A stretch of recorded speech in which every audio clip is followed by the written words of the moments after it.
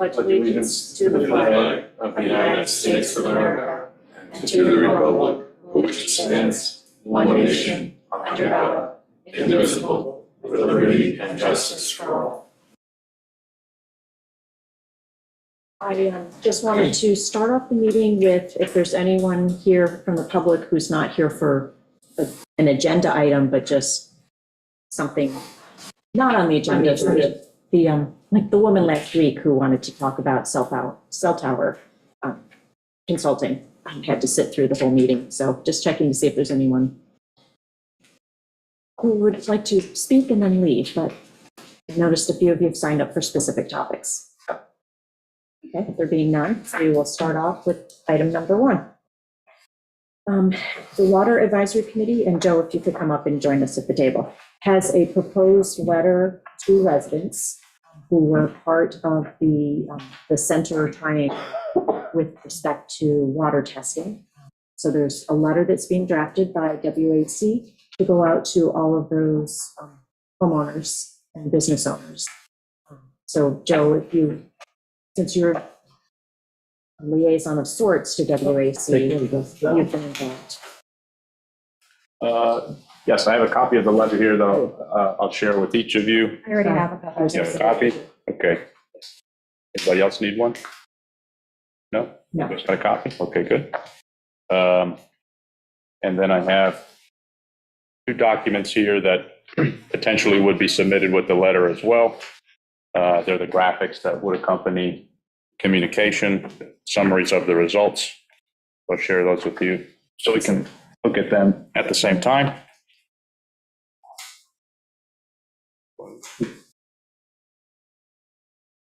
I just need the grid. I have the picture. Picture? You need this one, Joe? Yeah.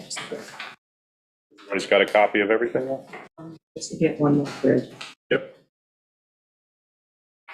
So, Okay. So for some context, the Water Advisory Committee spearheaded an effort last summer to provide nitrogen testing. In fact, a little bit beyond nitrogen testing, a panel developed to understand influence of wastewater on folks who lived in what we define as the Center Triangle, historically an area known to have elevated nitrogen levels.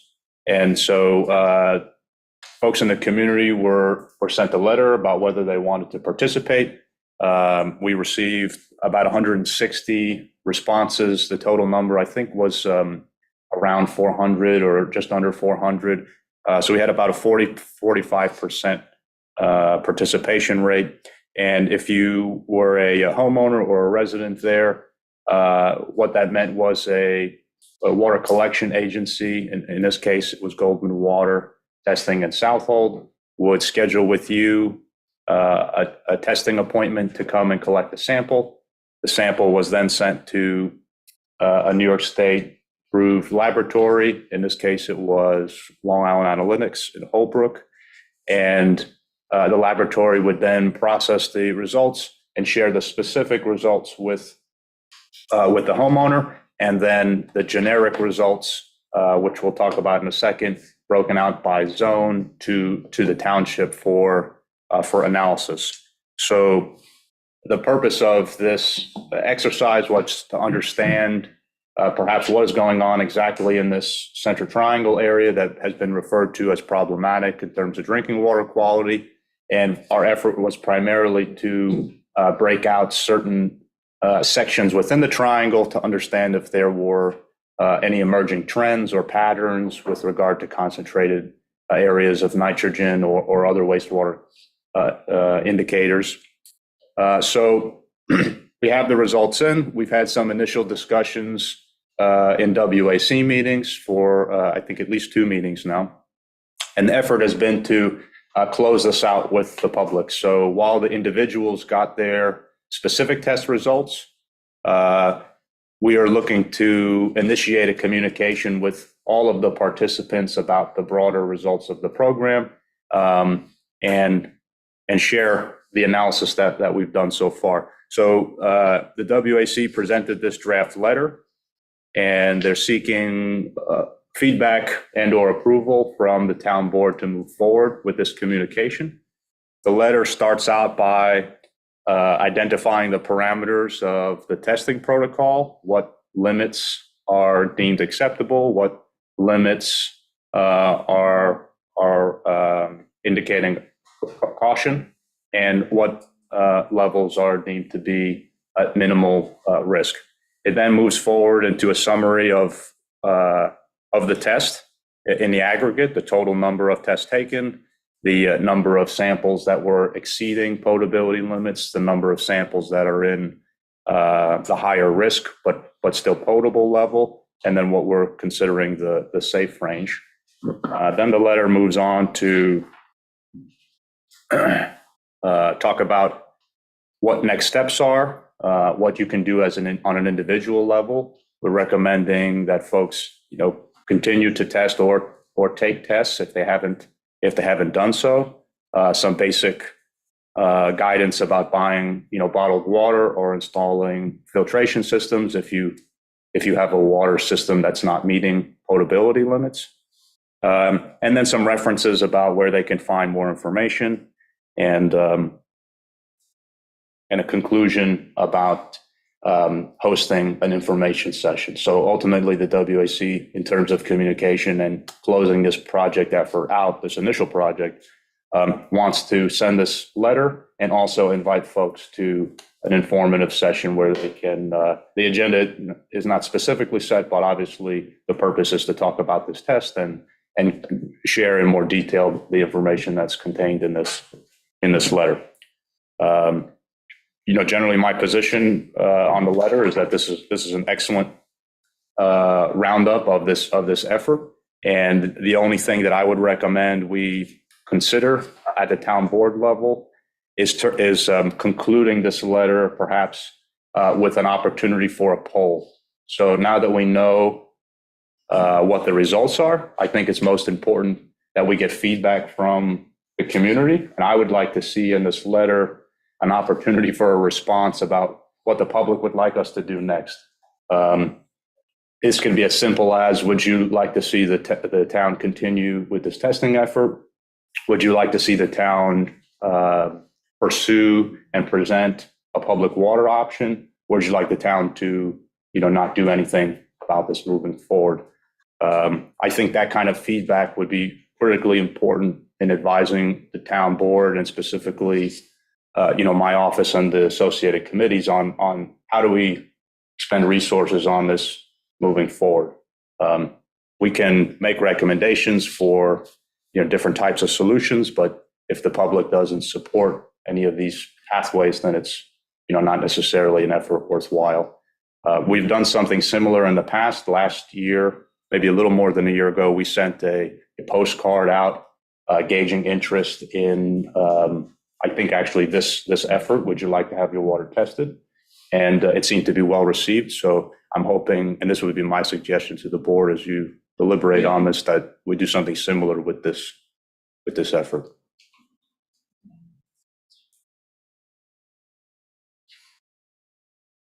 So that's the letter. We can talk more about that, but if there's no immediate comments on that, I think it would be helpful to brief the board on the results of the test. So if we move over to the graphics, we have what first I think is the most important appendix to be added for the report, so people can visualize what we've seen. The testing triangle, although not quite Pause for a second. Christina, can you bring that up, or do you need it sent to you to bring up? Pardon? Yeah. Thank you. The triangle is a bit more clean on our initial Nelson Pope report where the triangle was established.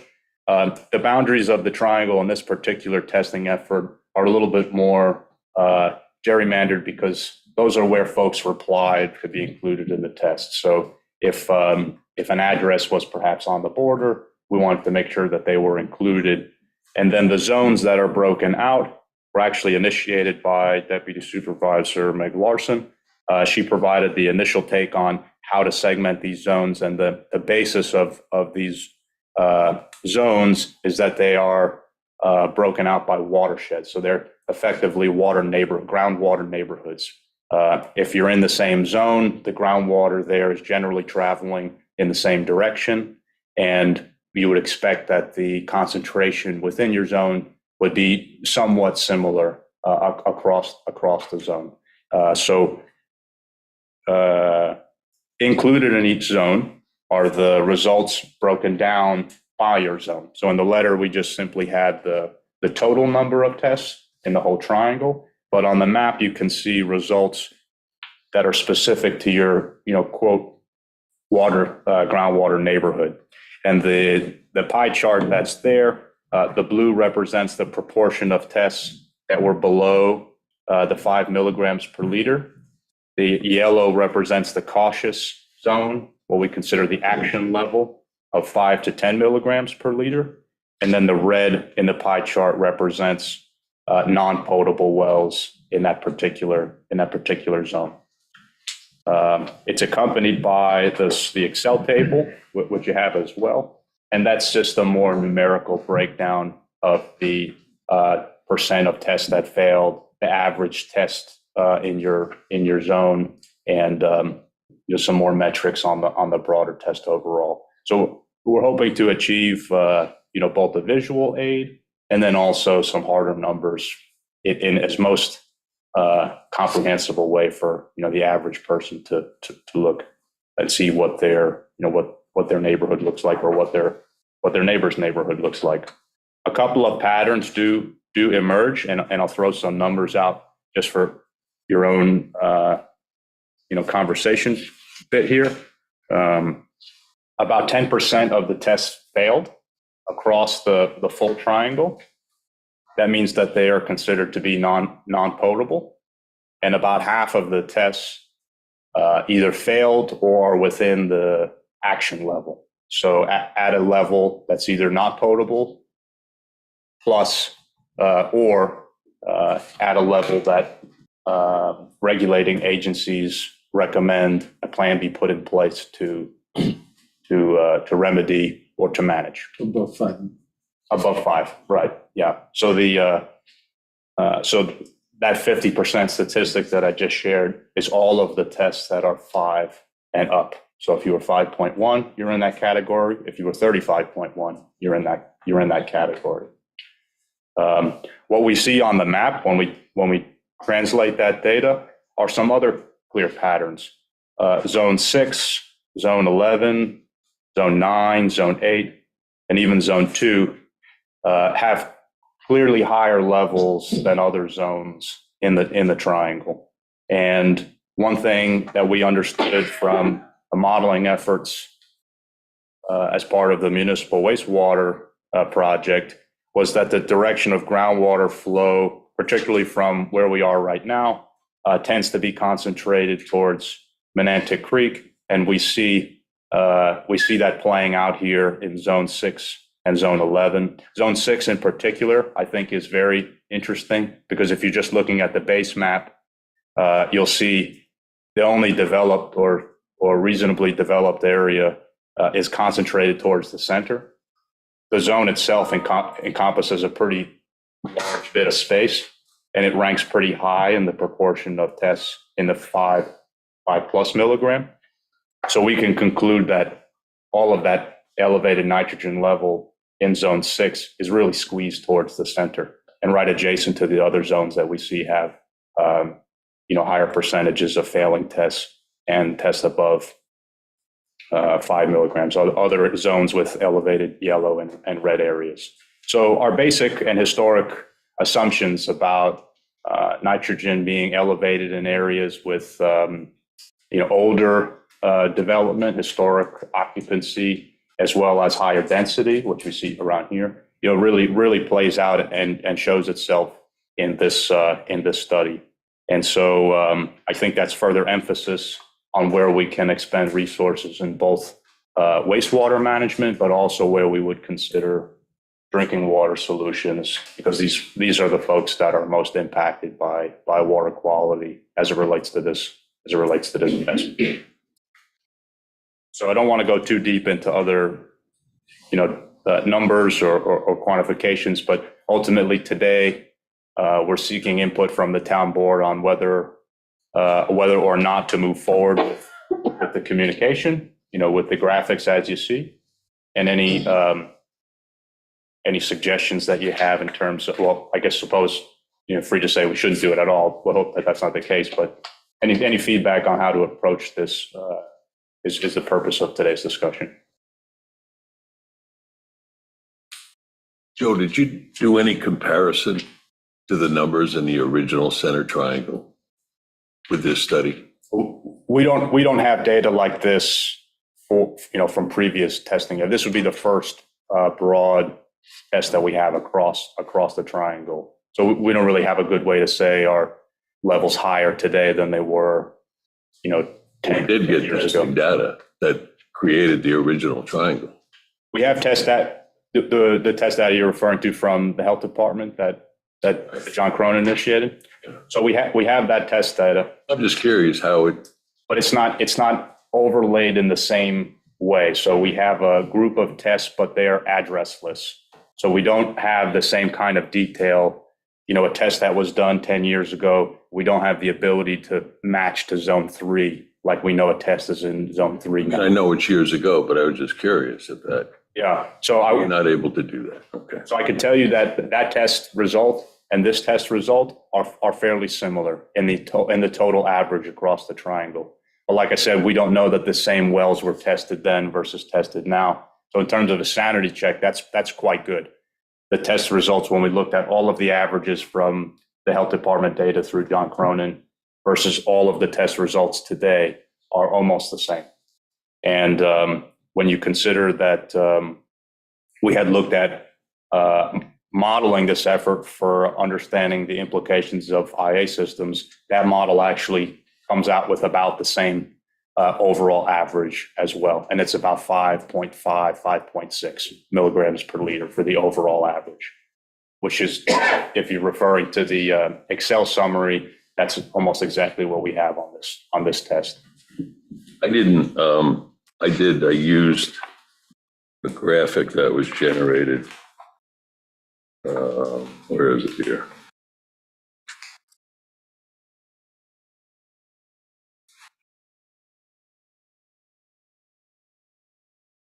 This one. Yep. And I just, in terms of presenting or getting data, I did an average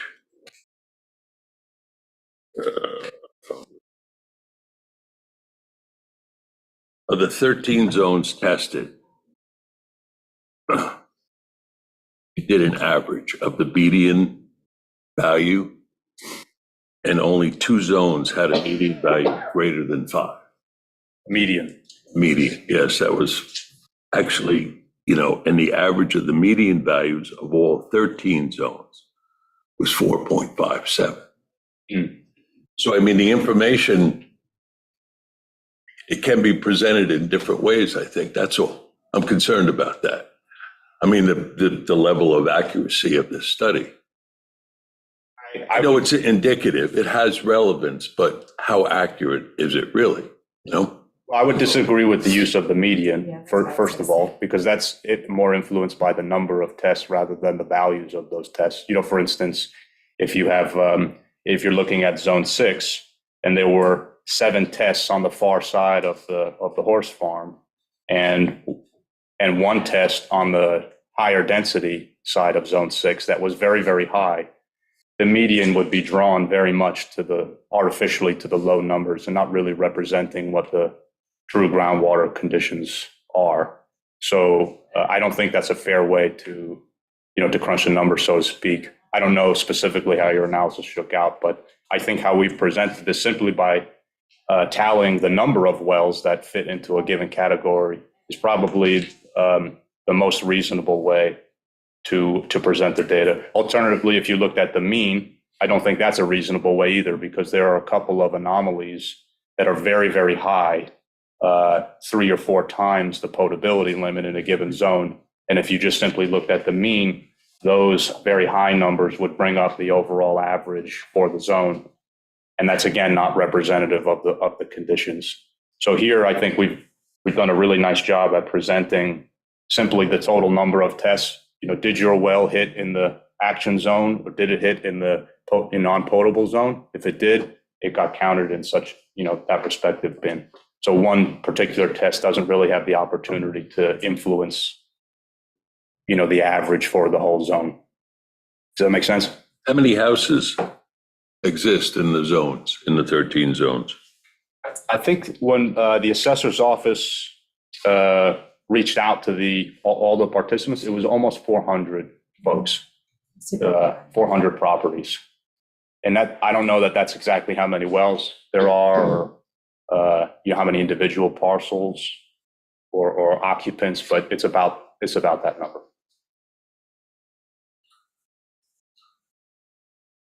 So when you came across a test that was either very low on whatever, testing for nitrates, for instance, or very high, was that well tested a second time? If it failed for bacteria result, those tests, the standard requires them to be tested again. If the results were very high or very low with regard to its nitrates, then no, there were no follow-up tests. And to be fair, there were some very high and very low tests on both ends of the spectrum, but neither of them would be, anomalies with regard to the total amount, looking at the other tests, but the numbers weren't unreasonable. They certainly is possible. And that was really the premise to using the laboratory, is that this wasn't a at-home test kit. We've really tried to invest in the accuracy of the test and also the chain of custody and sort of third-party component of the testing. So it's done by a state certified lab. And if they have an accuracy issue when they run their control panels, they have to indicate such on the results. So if for whatever reason the sample was compromised or the test result didn't align with their control samples, that gets sent out as part of the result, which would be an indication that a retest was recommended. If the ones who did have bacteria problems, did they get retested a second time? They did. And I don't know the results of all those, because that's sort of when, it became more of an individual's issue. As opposed to. And so that's another angle about how to, present the data. The bacteria, does indicate the presence, or can indicate the presence of wastewater. That's why there's bacteria coming up out of the ground. It can also indicate a contamination of the well or water system itself. There can be bacteria hiding inside the well casing or in your system someplace. So when we look at the graphic, this doesn't consider failed tests because of bacteria. This is simply the nitrogen. When we show the summaries, you can see a breakout of how many bacteria failures there were versus nitrogen failures. So we're trying to present the data so that it doesn't appear it's all stacked. We're not counting all the failed tests and saying that's how many there are, but we also have to present that there were some failed tests for bacteria as well. That was why it's included in the test panel to begin with, because it is considered an indicator of wastewater presence.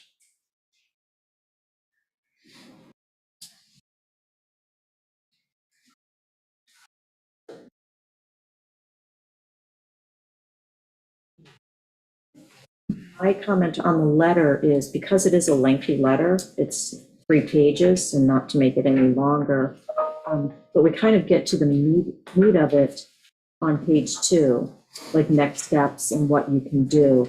And if we could just do, like, in the opening paragraph, a brief executive summary, Okay. just to keep the reader engaged. Yes, wanting to take the time to go through all of the pages of the letter.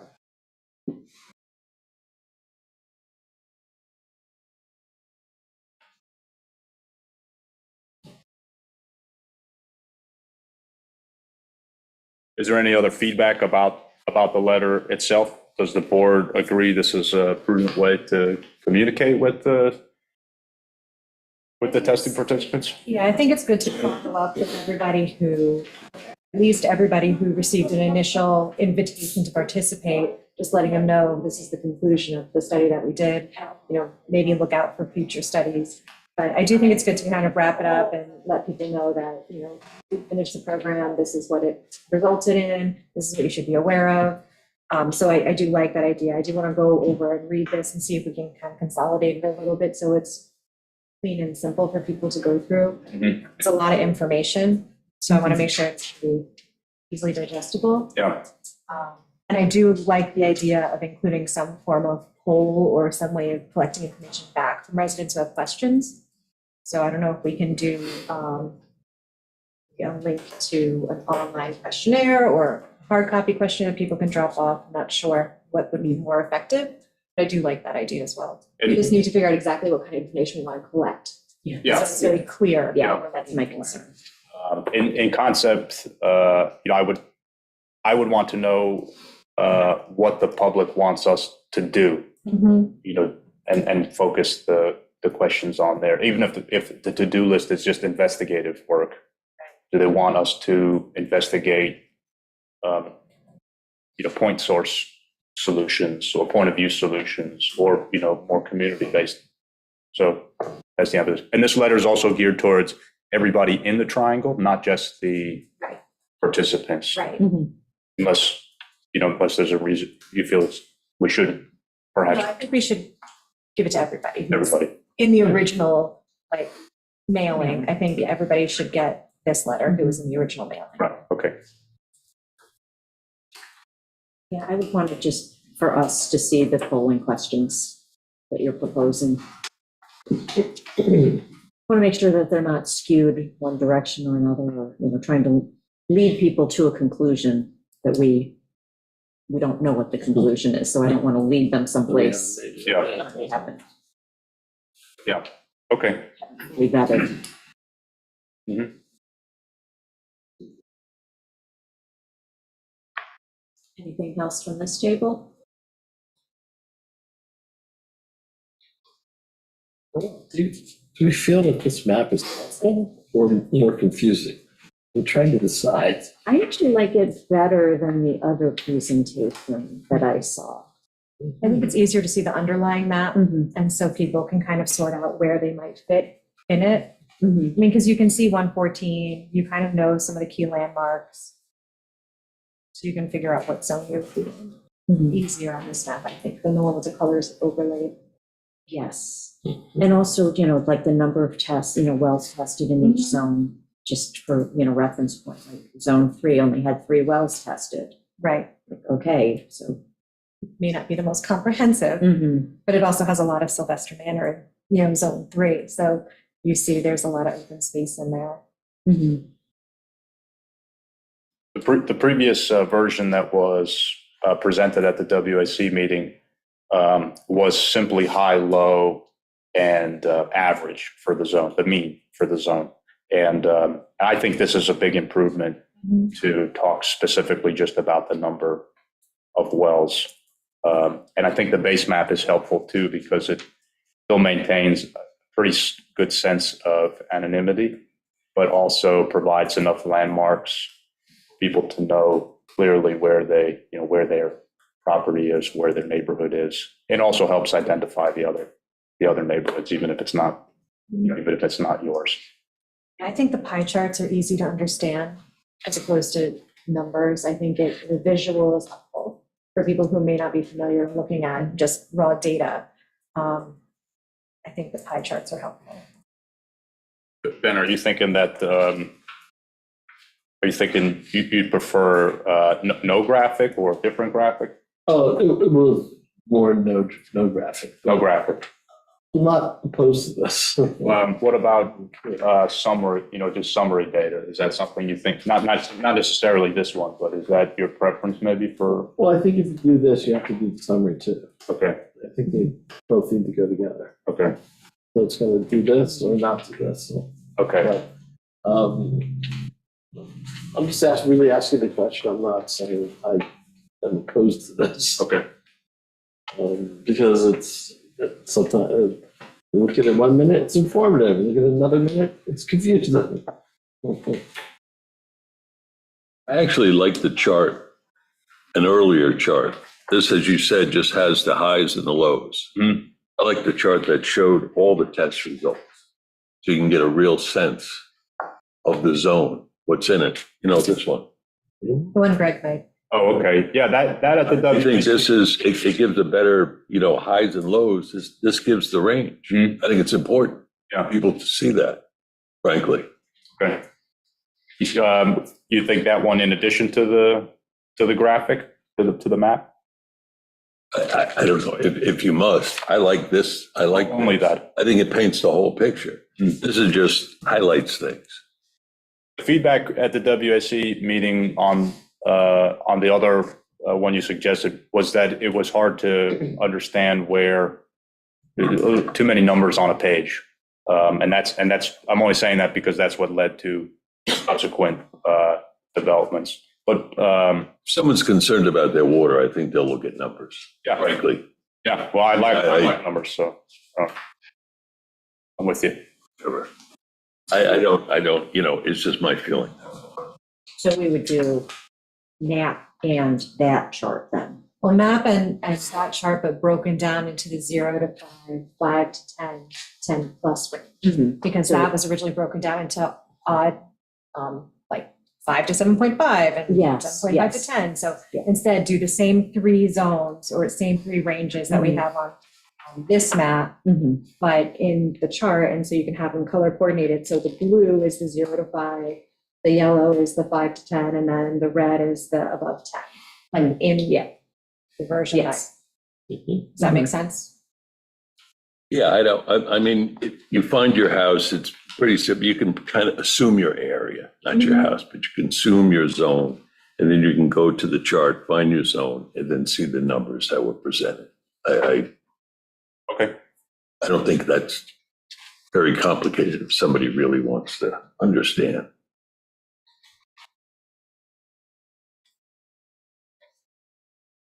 The other thing is, like, I like the map, except I wear readers and I can't really see road names or anything. So if we could Yeah, blow it's a that little up a blurry. little, like, just not sure how to Let's suggest go, doing Carrie. that, but The road names you think are a good, okay. yeah, just to help people. Yeah, if we anchor do the them. main roads, even if we just like highlight them and label them 114 Smith Street, St. Mary's, Baldwin, I think that'll just give people major landmarks. They're just fuzzy on here. Yeah, You know, yeah, it's yeah. the underlying PDF for the. I'd have to get my phone out. Yeah, I don't actually think they're too fuzzy. I don't know if you could read them even if you had a magnifying glass. So maybe we should, we'll clarify that. Okay. More questions at this table, I'll open it up to. Now there's some out, we'll do the in-present audience first. Stephen? Good afternoon, Stephen Lagos. It would have been helpful for the public to understand the discussion of the, draft letter if the draft had been posted either on the town or WAC website. But putting that aside, it does sound as though draft is more balanced than the story that appeared in the reporter yesterday or the day before, which frankly I think was unduly alarmist and misleading in some key respects. I've written to the editor about that. I won't belabor that, but just a couple of comments about the questionnaire that I gather has been now suggested. First of all, I generally like questionnaires and getting feedback, and I think it is a useful thing generally. But here, I guess I have two concerns. One is I question asking people who are less familiar with these issues than you are, even less familiar with these issues than I am, and I'm not very familiar with them, to tell the town what to do based upon what seems like limited data and the town not yet having reached out to a hydrogeologist to look at what seems to be a fairly complicated set of readings.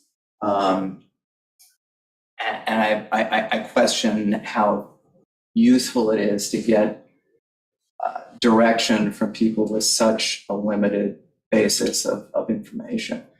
I do, though, want to say that the one of the things mentioned for the questionnaire was the idea of additional testing. And I was pleased to hear that, because at the recent WAC meeting, when I raised the issue of testing, frankly, I got a pretty chilly response. And it just seems to me that for at least 3 different reasons, there really is a need for further testing here. One reason is just to confirm the validity of some of the test results, the good ones and the bad ones. Within the last week, I heard from someone that they'd had their well tested and their neighbor had their well tested at the same time. The results were wildly different. And I mean, I know there are a variety of things that can lead to different results. Some of it seasonal, some of it idiosyncratic, but particularly to the extent emphasis is given and should be given to the very high readings in a few of these tests, it just strikes me as though it would cry out to be retested. Also, seeing whether there are explanations, and this might not be something testing would tell you, but maybe a hydrogeologist directing testing would tell you. Are there specific reasons why certain of these tests are so high, particularly because they're not all in one group? They're sort of scattered around. I would think that deserves inquiry. Another thing that I think deserves inquiry is what effect, if any, has there been from the installation of the IA system at the school and whatever additional IA systems have been installed. I know, Joe, you said you have a model that's taken that into account, but frankly, given the enormity of what we're really talking about here, which is public water, and the millions of dollars that would entail, not just in town or grant money, but also long-range ratepayers, strikes me as though spending an additional few bucks, maybe several $1,000s, to really pin down and get a solid feel for the data, and separately to get input from people even more knowledgeable, frankly, than you are in terms of the hydrogeology here, would be money well spent. So thank you. That's all I have to say. Thanks, Stephen. You know what? I just want to follow up on a point that Stephen made. I did read the article online in the Reporter, and I think Peter Graham was way out of line. It was almost fear-mongering. So I don't know why he has the ability to go like that to the Reporter and spread stuff and alarm people. So he's not part of the town board. He's not representative of the engineering department. He happens to be the chairman of the Water Advisory Committee. What authority does he have to do that? That is something Al, do you want me to respond to that? Not really. Okay.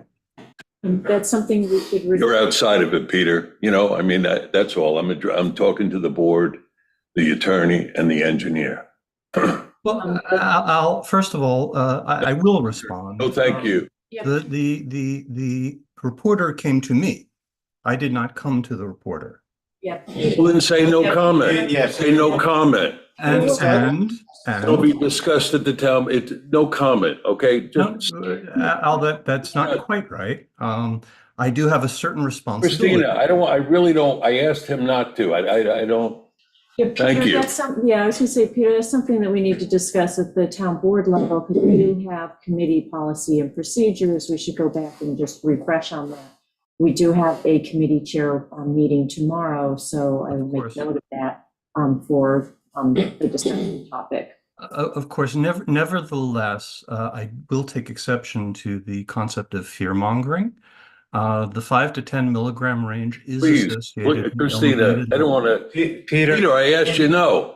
I don't care what you have to say, frankly, right now at this point. That's all. Is there anyone else in the present audience who wishes to speak? I expected Andrew, and I don't know if Andrew's gonna speak or not. He's on, but so I can call him. Okay, I know Andrew's on the line, but if he's unable, just to make sure in terms of, you're gonna hear EPA and the action level. But, and actually, the Department of Health Services, the New York State Department of Health Services have a very good, Peter sent that around. So we should probably, I think it's probably in the letter, but I am not certain. One of the questions that we have at the end of that letter, I believe anyway, is who's going to send it? Is it appropriate to send from the town engineer, from the town board, from the WAC? That's one of the questions that, as you guys look through this, you have to decide. And if it's you want to issue it, you have to work out exactly how you want to say it and that sort of thing.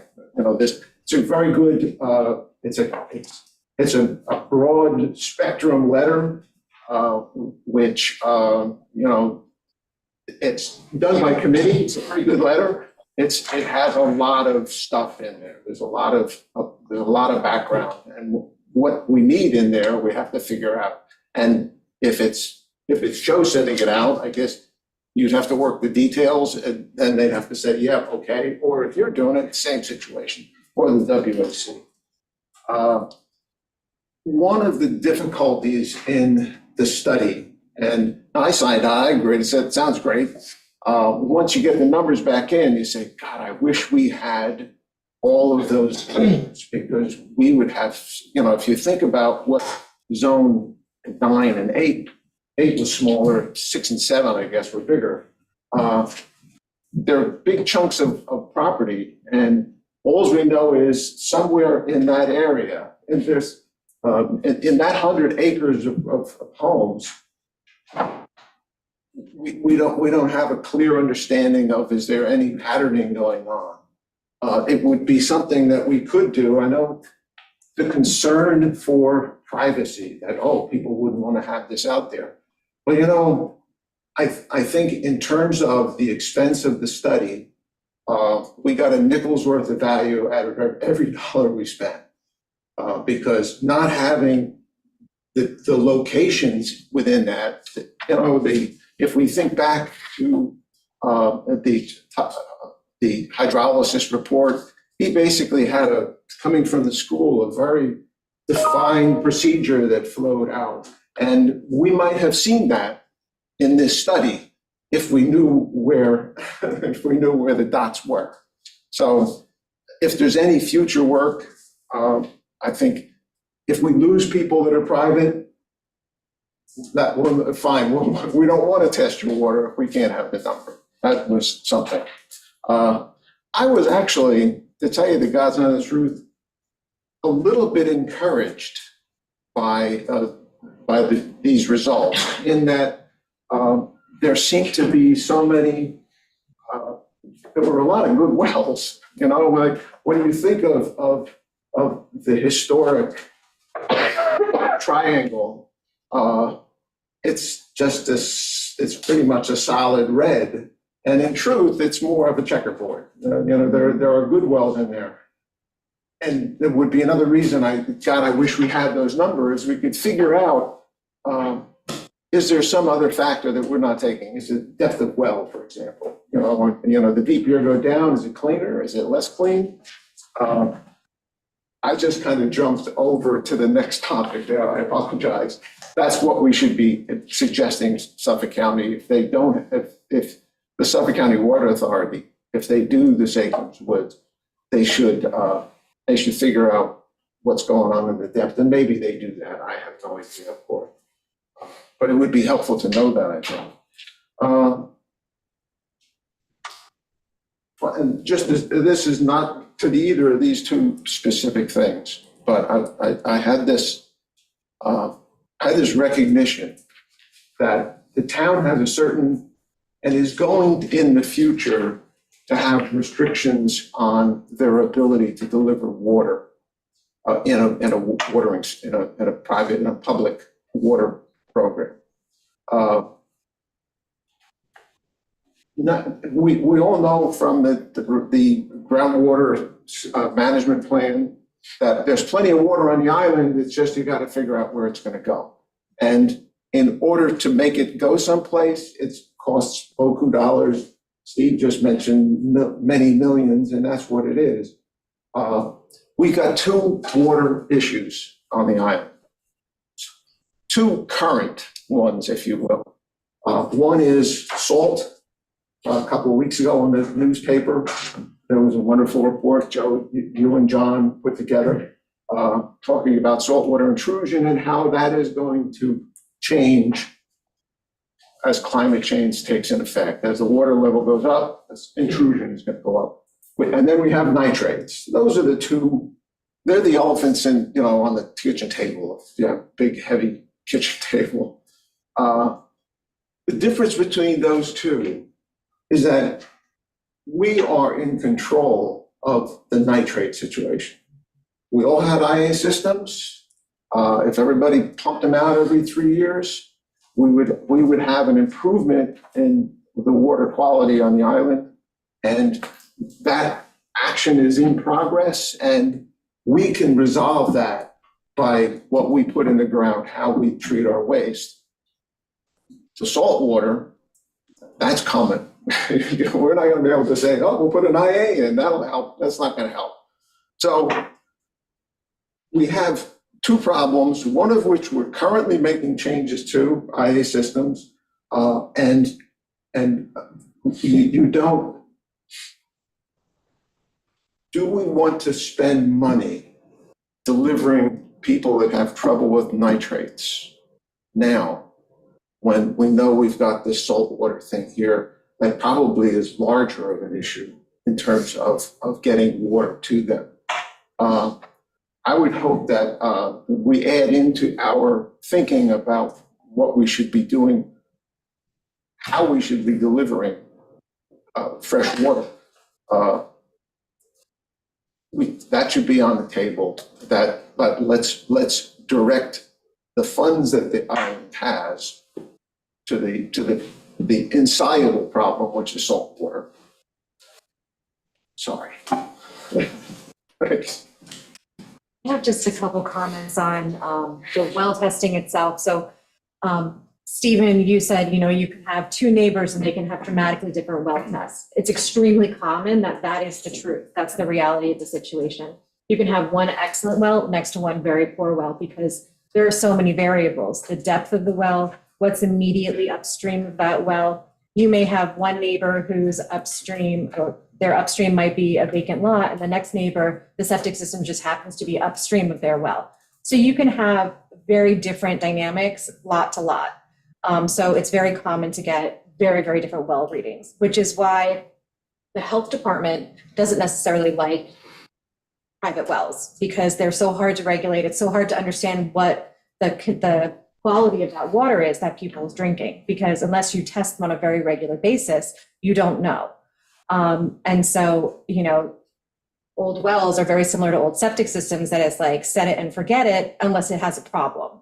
And so, that's why the health department has concerns with the private wells and the septic systems. And that's why they have all these setbacks and they try to mitigate it. But, when they create all that, they don't look at directionality of ground flow. So it's just, you got 150 feet. Let's hope that 150 feet isn't upstream of your well. And then the other thing is, like, nitrates is an indicator of wastewater in your groundwater. So with the nitrates come other things like pharmaceuticals, soaps, detergents, other chemicals that come off your clothing. Anything that goes down your drain is going into the groundwater. So nitrates is just the one that we know of right now as being the most problematic. And it's one that we can easily test for, and we can test for reliably. So some of the things that are going to be coming down the pipe later on are going to be things like PFAS, PFOA, and you've heard these come up. The reason why they aren't being focused on so heavily at the moment is because you're testing parts per trillion, which is an extremely sensitive test. So it's also very expensive. So typically, if you do one test, you have to do another test to confirm that that test is accurate. And so we haven't quite gotten to the phase where we can do consistent, reliable testing for that contaminant. But nitrates is a very good indicator that there's a possibility that that may also be present, just like pharmaceuticals may also be present. So that's just one thing to keep in mind as we look at this as the overall quality of the groundwater. If we have an ambient average of 5 milligrams per liter in the center triangle, then there's probably some other things in there too that we haven't quite tested for yet. So I don't know the solution. I don't know the answer to whether people need public water or not. I don't have that answer, but these are all just things that we need to weigh as we look into that and as we weigh all the variables. So that's just for the reliability of the water testing and just why nitrates and not other things are kind of the key indicators. I'd like to just make a few other comments now I think are very relevant to this discussion. The first is that simply from a public health perspective, these are not good results. It's not to say that this is a crisis, but these are not good. 10% or nearly 10% of this community has non-potable water with respect to a singular component, and that's nitrates. And my predecessor, John Cronin, once famously said, wastewater doesn't travel alone. The reason why this test panel included nitrates is because it's an indicator, like Meg had just said, of other potential contaminants. And so we're looking at a community here, and this is strictly a statement from me as a professional engineer, that you have 10% of this community that has non-potable water, and that should be expected to go up if you start looking for other contaminants. And we are looking at a future where there are contaminants that drive potability that 10 years ago people weren't even discussing. PFAS was something that wasn't even on the radar of regulators not more than a decade ago. We only had our first test here the past few years. They're very expensive. They're difficult to check. We understand that contaminants like that will be accepted at a zero tolerance. So the EPA is expected to rule that non-detect levels of PFAS are the only acceptable levels for potable water. So with that in mind, I think it's important to realize the context of this, and I think it's really important to understand our role as a town, and that we are not equipped or supposed to be the judge and jury as to what is a problem and what is not. I'm very happy and satisfied with these tests because it tells us that broadly there's a subset of this community that has non-potable water. But I would caution the town about advancing these testing efforts to paint clearer pictures so that we as a town would say, oh yes, this neighborhood is okay, this neighborhood is not. That's a very dangerous path to go on when we are not in the water business. And I think we've done a great job at empowering people in this center triangle. They got their test results. They're going to get a summary letter about options for next steps, and we're potentially going to hear from them about what they would ask of the town to do next.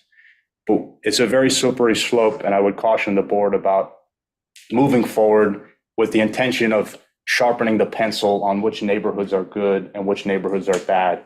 Because this little peek into the aquifer here, this is just one snapshot of a very, very big story of drinking water quality. And this is certainly not the opportunity for us to say, I'm happy with these test results or I'm unhappy with these test results. It's simply telling us that as of last summer, 10% of this community has non-potable water. And we can draw the assumptions that we want about whether this will increase or decrease, but we have to be very careful about that. And that is not an insignificant number. It's not crisis level, but that's not insignificant. But it seems to me that these test results, the purpose of them is not to decide what parts of which neighborhoods are okay. The purpose is to confirm that there is an underlying problem that needs further investigation. This tells me that we need to do a lot more testing. And this letter needs to go out. People need, we have this data, we should share it. And we should continue investigating the other possible contaminants. As you said, wastewater doesn't travel alone. So what is it traveling with? I just caution that approach because there are many other regulating authorities that do just that. You know, these are private wells, and the town has historically separated itself from how an individual property owner manages their well, manages their drinking water infrastructure. And Well, that's why we should respect that. We did in this testing, we asked permission. we did, yeah, we did. But I would say I don't think it's reasonable for the town to conduct full panel testing on every, on everybody's parcel and to make a decision for them as to whether, they're comfortable with their drinking water or not. I for better or worse, I don't think that's the role for the town to play because it's too granular and it's not something that we really have the abilities to do. That's what the health department, that's what the DEC exists for. They play that role in helping folks determine their potability and even what to do next, in terms of filtration. So I think this test is great. Don't get me wrong, and certainly I think there's opportunities for subsequent testing. But to sort of suggest that we should widen this effort, I would be cautious about that. Joe, we have 13 monitoring wells. And some of them have been tested in years past That's by right. the USGS. So my concern is I haven't seen any water testing results. I haven't seen them been presented with any to look at. We talk about PFAS, PFOS. We talk about pharmaceuticals. Not to minimize that these things are a part of our life and are going to wind up in the water, but what levels do we have now? I remember in 2017, the WAC had the USGS do water testing in 3 locations on Shelter Island. Really minutia down to, and one of the test locations had an elevated number compared to the other 2 of pharmaceuticals. And it was like, what does this mean? What is this pharmaceuticals? What does this mean? So the woman, Irene Fisher, she was a scientist with the USGS, came in and made a presentation in early 18, I think, on the water testing. We asked her, what is the pharmaceuticals? What does this mean, this level? She said, it's like taking a single grain of sand and throwing it into a swimming pool. So USGS is a top flight organization. Chris Schubert runs a tremendous show. They've done a lot of work on Shelter Island. Why can't they come and monitor our 13 wells? It's not homeowners' wells. It's vicinities around Shelter Island. I know it's expensive, but what do we do? We're playing around with this. Let's get something that we know, a hard information. I mean, I think that's what needs to be done. It's warranted, really. So those 13 wells, that's actually what generated the sort of famous heat map of the nitrogen issue in the center of Shelter Island. Those 13 wells indicated that we had this widespread potability issue. We don't have it handy, but do you recall the map I'm talking about, Al? The sort of the famous. The red triangle? No, the heat map. big red heat map that showed, Yes. And so arguably that was the premise to some of these, to this effort at least, was saying, according to the USGS, we have a widespread nitrogen issue, and that's from those monitoring wells. So they are tested. They're not tested. We don't get the same kind of granularity as here. But you're right. That's another opportunity, and that's a great example of another agency that's far more equipped to look at this than we are.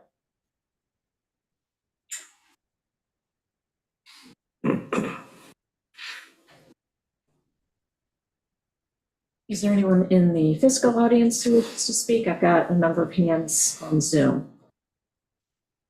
Anyone else want to speak who is here? I've got 3 hands on Zoom. I have an order of when I saw the hands go up, Peter Graham, but before you get started, I just want to make a couple of comments.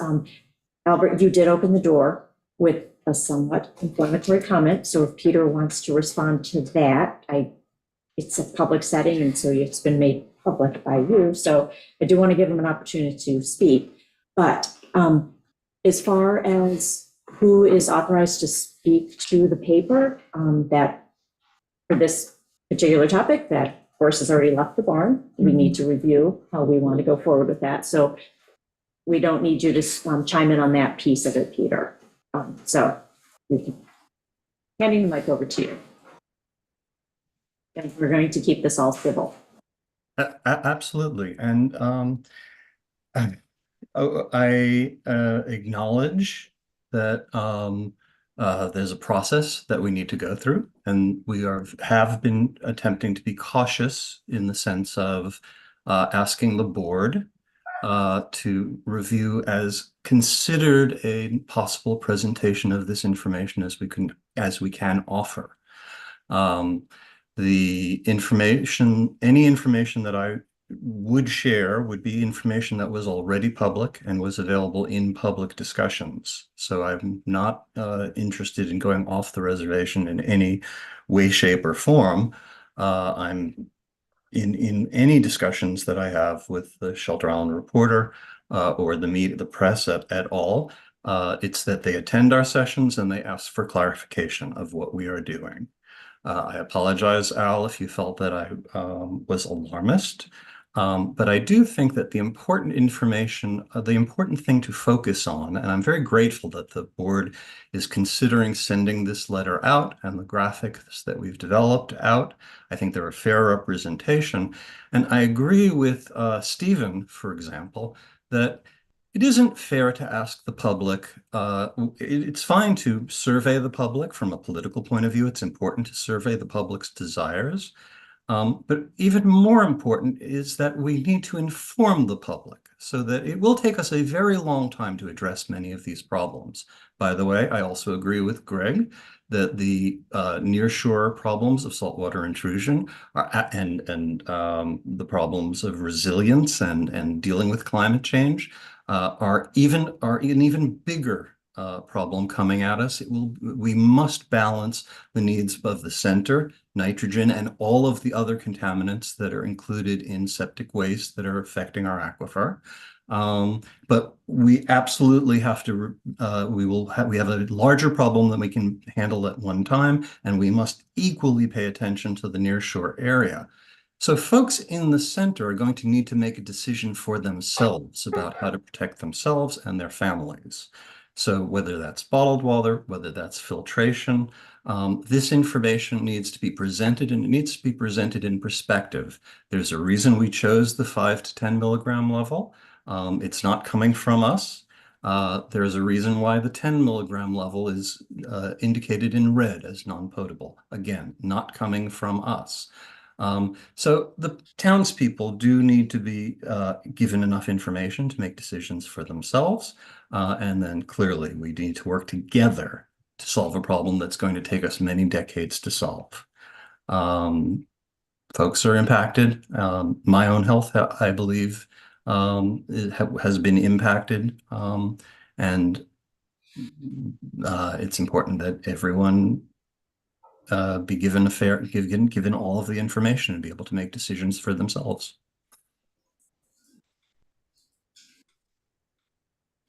Thank you. Andrew Chapman, I saw your hand go up next.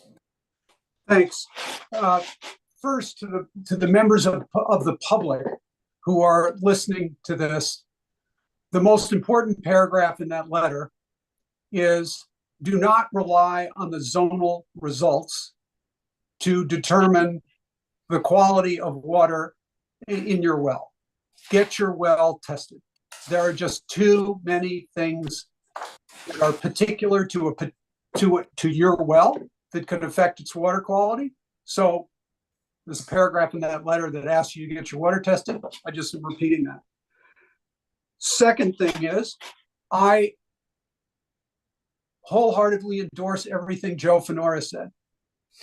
These test results that indicate 10% of the sample are generating non-potable water, and something like 40% of the sample are showing nitrate levels where the EPA recommends action to deal with that.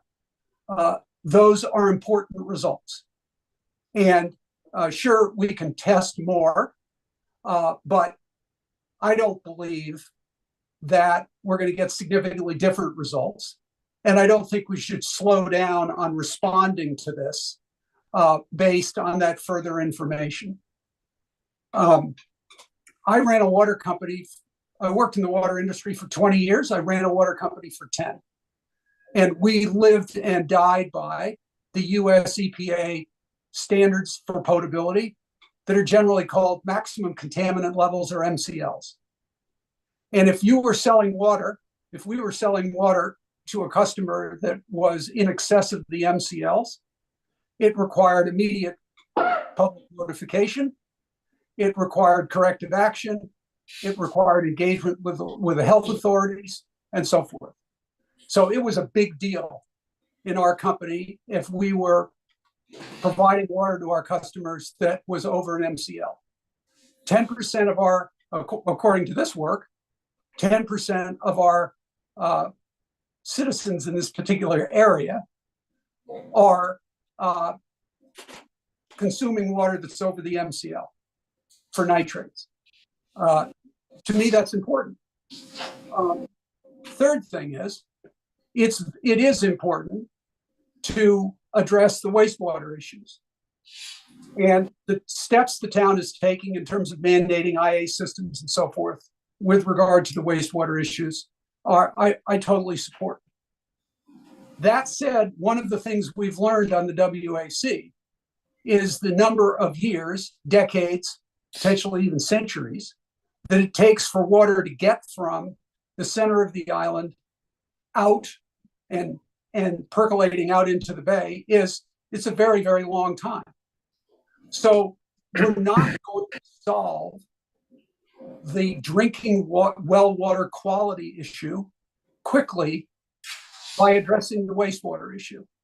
If we're going to get involved in solving the drinking water quality issue, it's going to be a separate solution, because those nitrates and whatever else is in there are in the aquifer, and they're simply not going to flow out of the withdrawal zones for the wells quickly enough to address the public health issue quickly enough.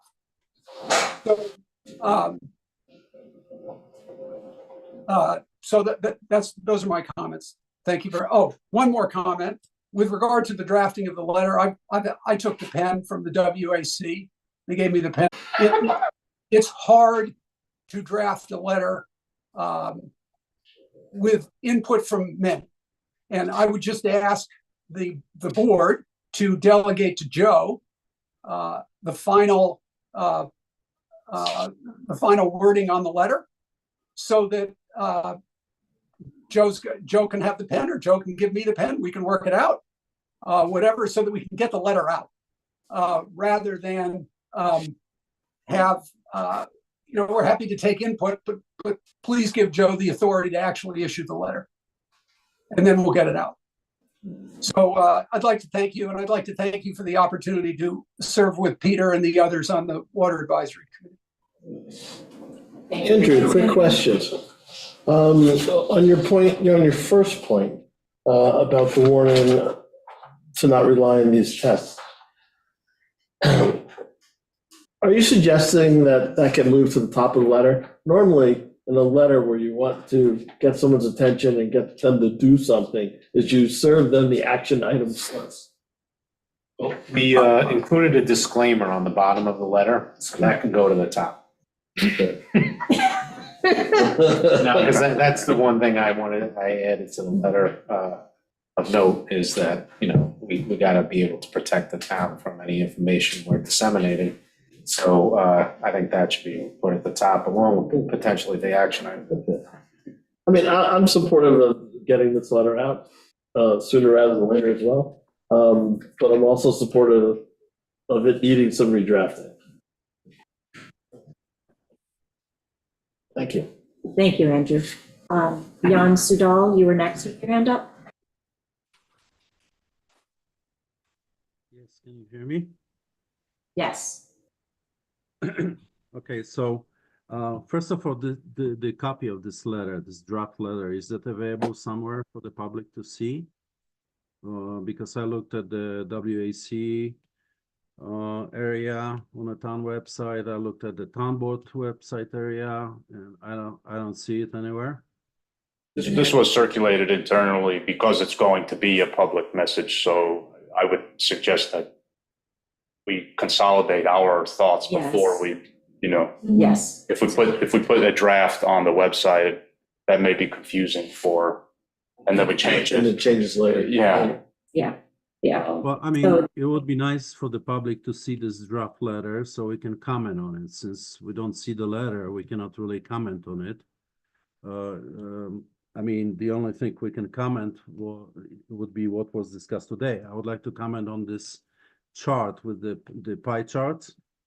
And my specific question to Joe Finora is, I believe, if I'm correct, only 6 wells failed the EPA standard of 10 milligrams per liter of nitrogen. 6 out of 157, or however many was 153 that were tested. So that's 4%. Is that correct? No, I don't believe that's correct, but I don't have the This is a, exact count handy. Well, I'm looking at the table that was posted with the results, and Oh, 6. Yeah, the table says 6 8, wells, and so that's- I'd be inclined to go with the table summary of 8. okay, so only 4% out of 153 wells tested failed the EPA potable water standard in terms of content of nitrogen, correct? Yes. Okay, and then further in the same table, it shows that 11 wells, or 7% out of 153, failed the bacteria test, correct? Bacteria standard.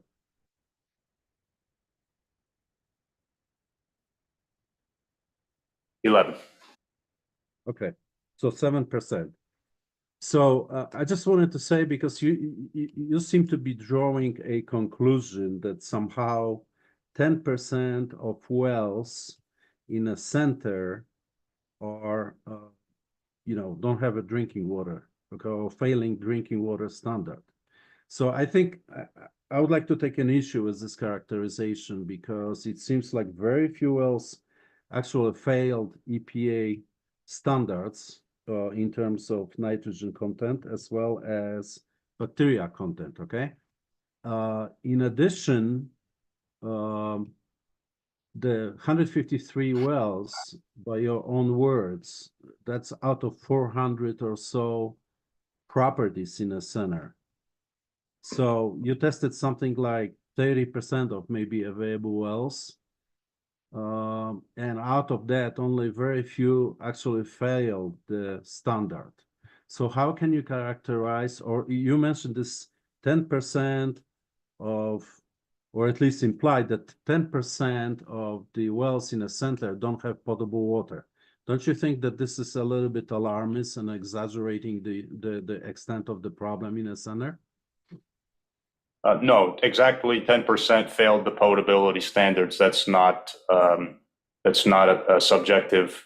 This test included several parameters, and that 10% includes all of those parameters if you did not meet the potability standard. So if you were over the 10 milligrams for nitrogen, or you failed the bacteria test, or you had excessive nitrite or excessive ammonia, any of those could have triggered a failed test, and that's what is counted in Okay, so I'm not aware of any other test than for nitrates and bacteria. That's what was communicated in the past, that the tests were only for those two parameters, okay?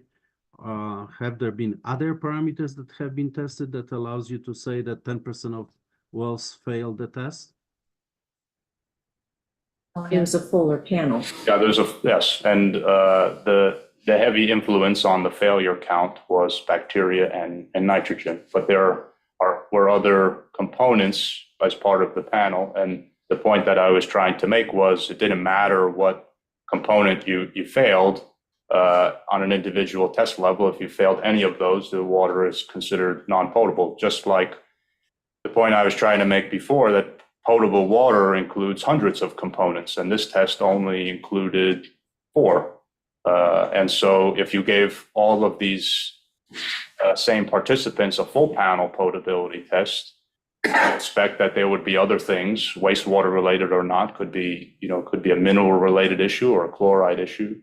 But if you Okay, so looked at the that's- full spectrum of potability, there'd be many other things that likely Okay, triggered so as a that's just your unsupported assertion because no tests for anything else have been done. You're just assuming that because we had some wells that tested the nitrogen content, therefore there would be also failing FPOS, pharmaceuticals, all kinds of things. But that's just your assertion. Is that No, correct? it's not. 10% is precisely the number that failed this potability test. That's not subjective. Exactly. Well, again, you're not providing any evidence to that effect. All we know is 6 wells failed nitrogen and 11 wells failed bacteria.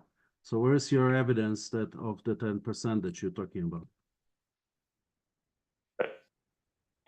Jan, at some point, like we release information to the public, we are the elected town board, we have staff, we look at these things, but we can't make every decision, every comment can't be vetted with the entire public. We would never get any work done.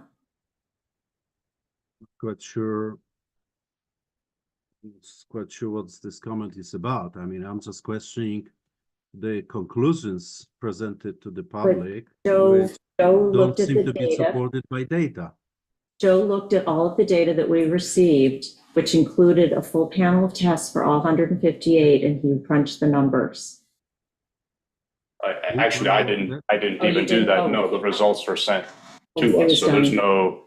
no reading of the results and interpreting, internally. That's all It was done. done Done by by the lab. the lab. Yeah. So they send the counts of, Okay. what failed, what didn't fail.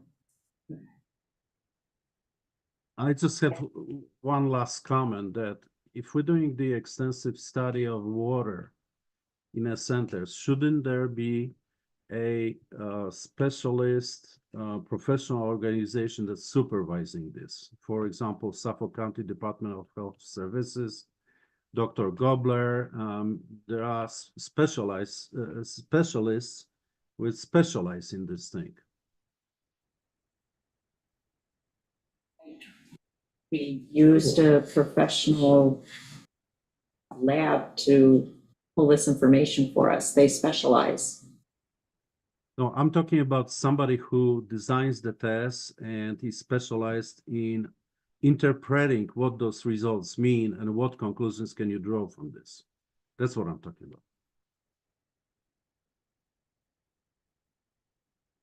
We're in early stages of just trying to figure out direction. So we would certainly hope to Yeah, I Have mean, outside as we get deeper industry standard into, professionals involved. as we get deeper into a specific direction, things will get vetted at a more granular level. To use the word of the day. Arguably, the regulatory agencies who govern us, they already have a position on what the situation is here. And this is an effort to more independently assess, what's going on in our community. The recommendations from the health department, from the DEC, from the US, they're all clear on their advice for how to, move forward. And they've been clear for many years.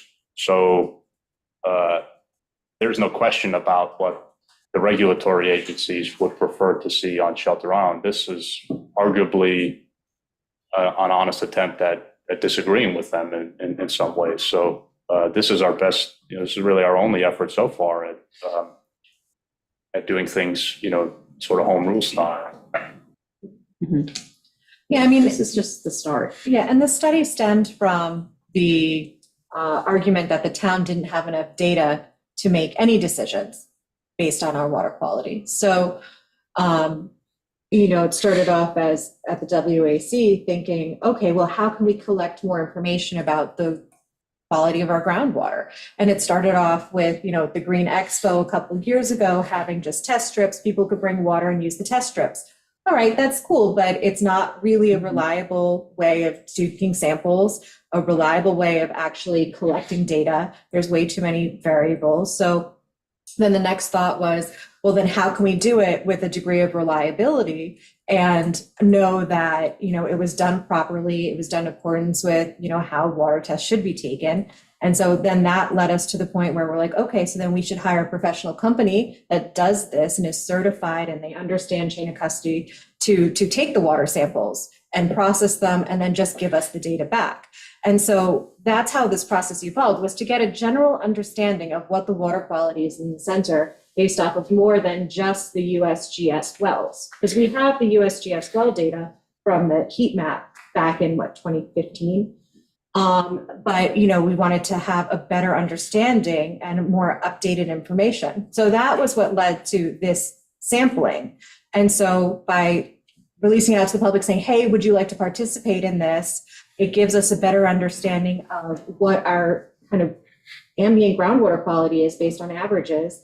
And we know that the samples were done correctly according to the protocol of the health department and according to the protocol of, the state. So we know it was done right, and we know that the results are reliable, so that we have some kind of understanding of how different people's wells test. And that was kind of what led us to this point, was just that we can have more information and have a better understanding with a little more updated information on what the general health of our groundwater is.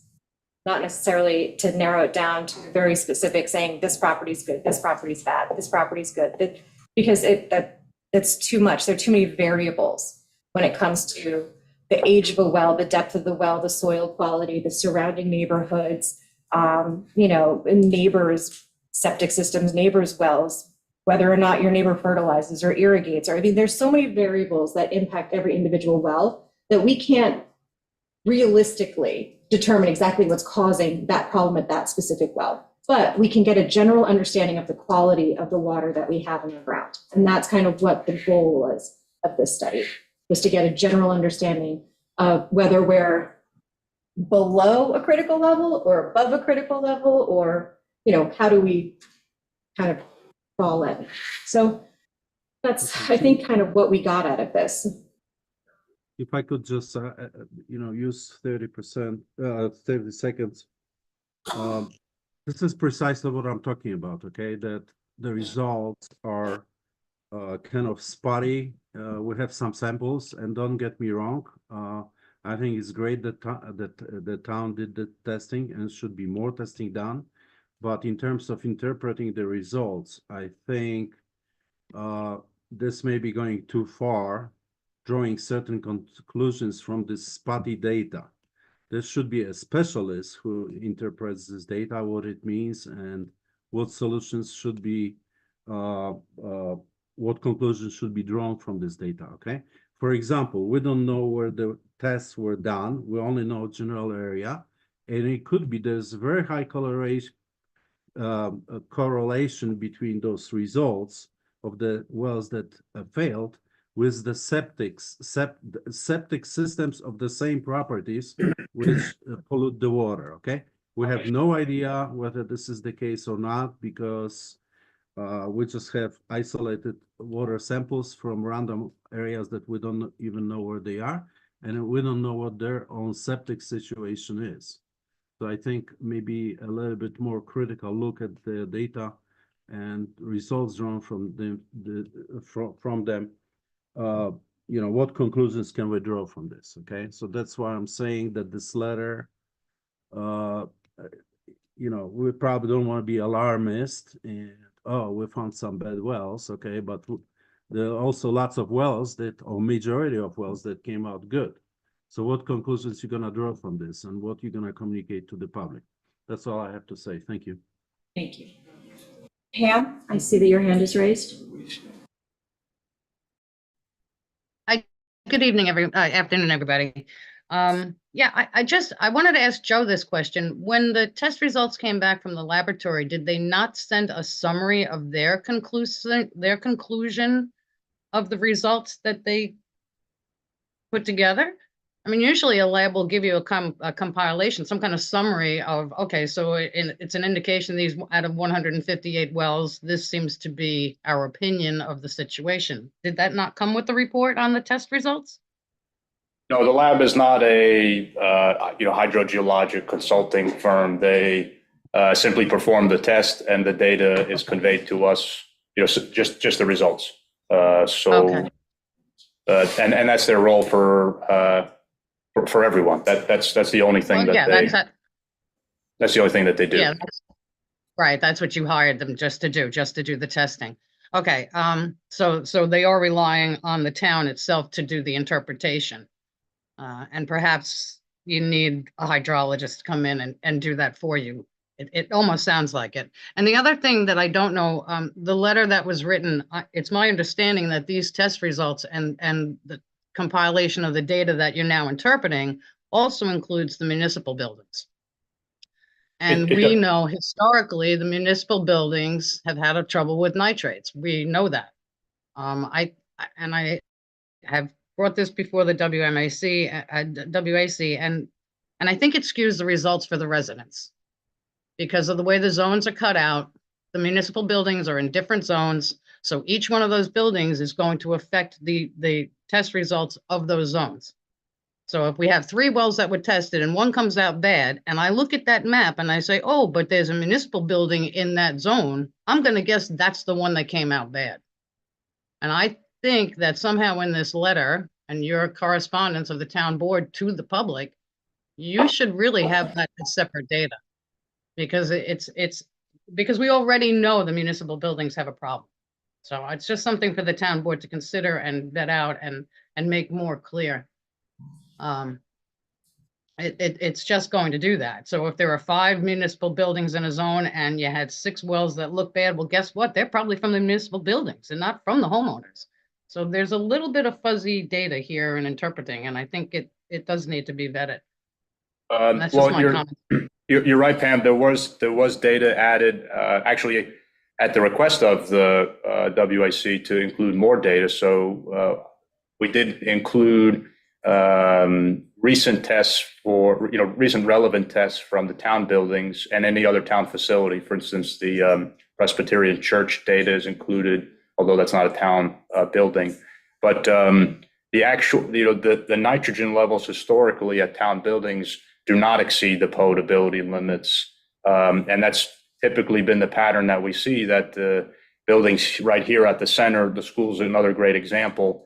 The wells for those buildings typically do not have very high nitrogen levels. They have other issues, but it's the wells in the immediate vicinity of those, just one layer of property past those that have the higher numbers. So, I expect that the total raw data will be available to the public once we have a path forward here, and you'll see in that, Pam, that the town data does not skew the results, certainly in the fashion that you had a concern about in terms of high tests. In fact, just based on memory, I don't think there are any town buildings that are over the potability limit, and some of them are even below the 5 threshold.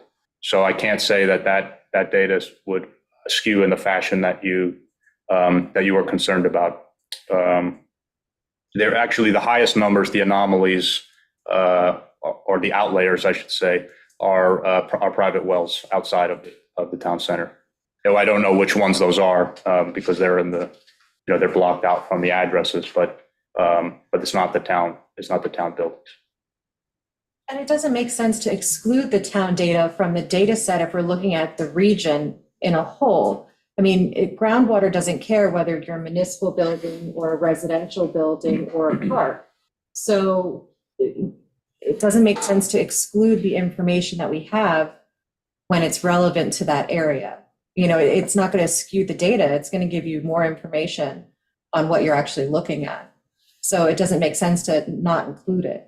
And I would also add, Pam, just for your own knowledge, so we have, the town buildings, we have more of a look back period, but I did not include any data except for tests that were taken last summer, so around the same time as the test for the private wells, for consistency. So, because there's a seasonality to it, certainly. So, so we didn't want to include, January numbers with July numbers, and we didn't want to include numbers from previous summers. So the test data for the buildings was limited to just this summer and just this year.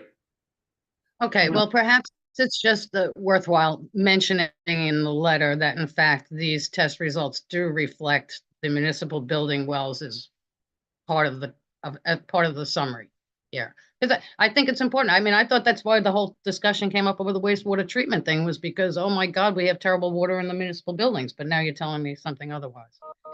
It's just, I I'm just talking think it's good for specifically the about public the to know. nitrates. There are other well Right. issues, and certainly the influence of the municipal wastewater streams, extend beyond just our parcels. So that's a broader conversation. But that was a good point, Pam. So thanks for calling that out, because I'm in case other people are confused. I'm glad we got to talk about that. Yeah, that's all. That was really my only point. Is it possible for the town board to agree to release the water reports from the municipal buildings? Now that we're gonna have a new town website up, the taxpayers own the buildings. We'd like to know what's going on with them. I mean, it's just another suggestion on that. I mean, I know it's off topic for today, but just something to think about. It's nice to know that the water isn't terrible there, but of course, anything can change. It's just something to I'm think writing it about. down. And, I just think maybe more testing should be done, because doing only about getting only a third of the response of the focus area, maybe isn't quite enough. I mean, it's enough to do a preliminary report, but I don't think it's enough to make any kind of final determination on what the next step is. I appreciate your time. Thanks a bunch. Thank you. Greg, you had something? Yeah, it's Greg Toner. I've been a Greg Toner, and in the table that I put together, I did not include the municipal building. So Right. So now you may be working with a full table. I don't know. The summaries that we presented had I remember I had shared with you that you can tell on the raw data which ones are the municipal buildings. Because I was not aware of when they were taken, and we had this totally uniform, take the bottles, ship it out to wherever it goes, and they test it. And this was a different set of data, and I drew that out because I felt that this really reflected what was being done. So that might describe the discrepancy we had before with some of when you were referring to the other chart. That sounds like excludes the municipal building. Actually, the location that was tested before was not in the center. Sorry? Yeah. Oh, okay, never mind. Yeah, I understand. sorry, I screwed that. All right, before I call on you, Peter, I just want to let the board know, we have to be out of this room by 4:30 because there's a WMAC meeting. So, and this topic has taken way longer than I thought we would have spent time on. So, Peter, if you have something new. I'll be very brief. quick. Yes, I'll be very brief. So the the USGS testing that Al was referring to actually occurred in 3 separate years, and 3 wells per year. And so we got 9 wells, and that was from 2016 through 2018. And we hope, as the WAC, that we will be able to repeat that, we always called that the baseline study. And we always intended to repeat that study every 10 years. So 2026 through 2028 should be, we hope, will be repeats of that more in-depth USGS study. And yes, they have the ability to get very, very granular, get a grain of sand in a pool. But all of their results were not a grain of sand in a pool. They're capable of measuring down to that level, as Irene Fisher told us. And then finally, it's just very important to understand, without being alarmist, that the 5 to 10 milligram range is not good and has health consequences.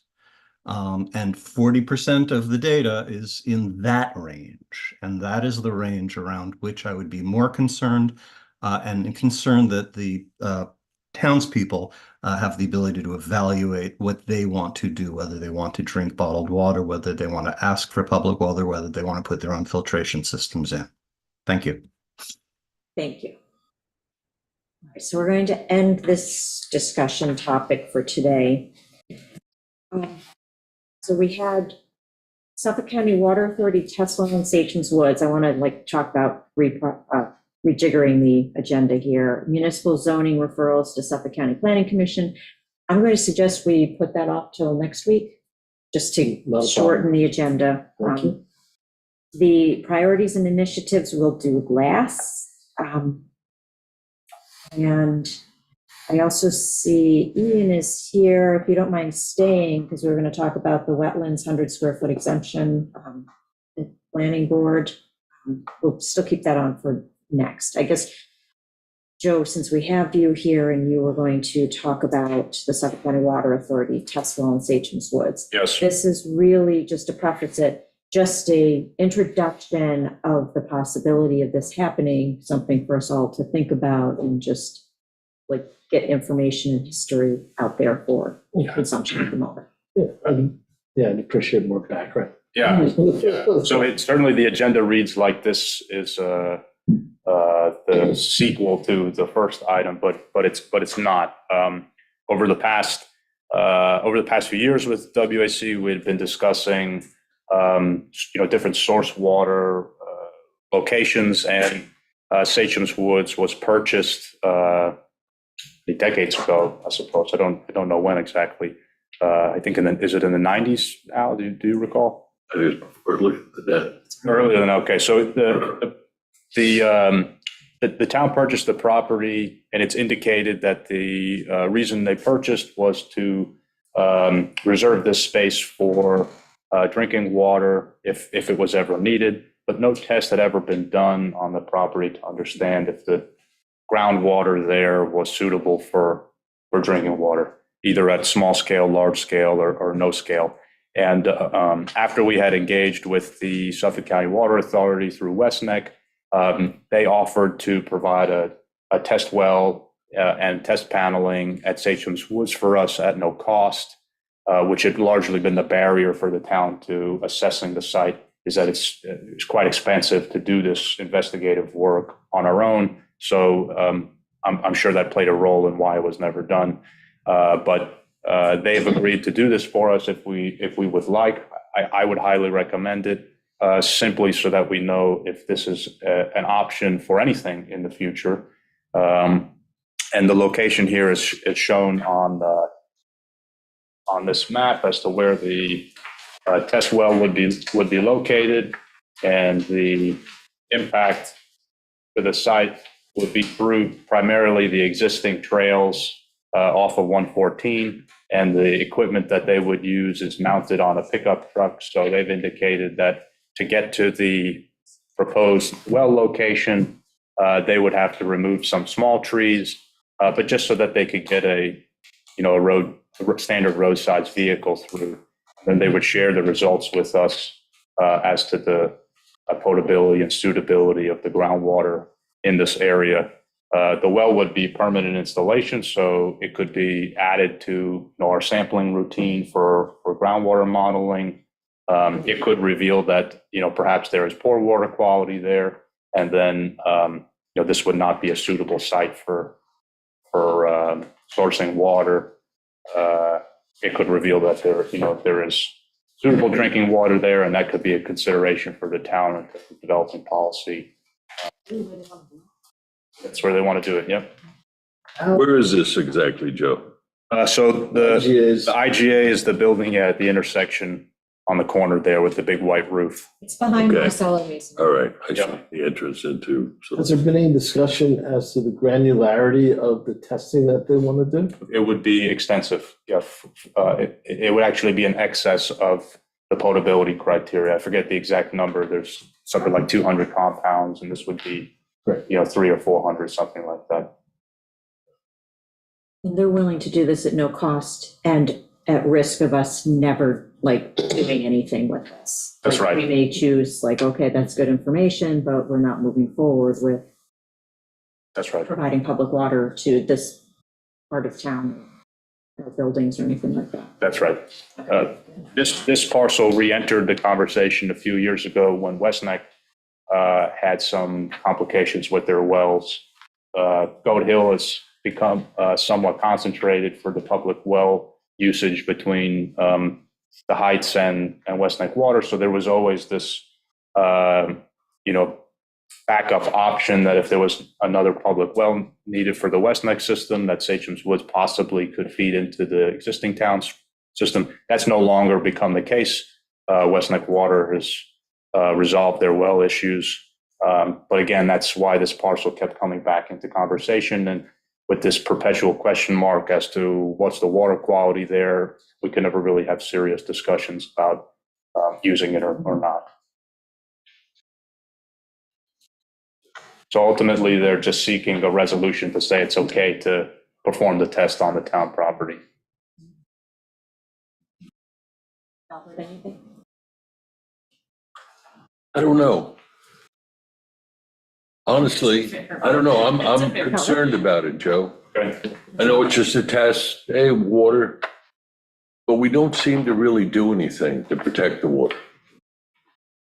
And now all of a sudden, we're kind of geared toward providing water. And we don't, and I think we'll lose any kind of protection measures if we keep moving forward down this path. I'm concerned about that. But we don't do anything to protect the water.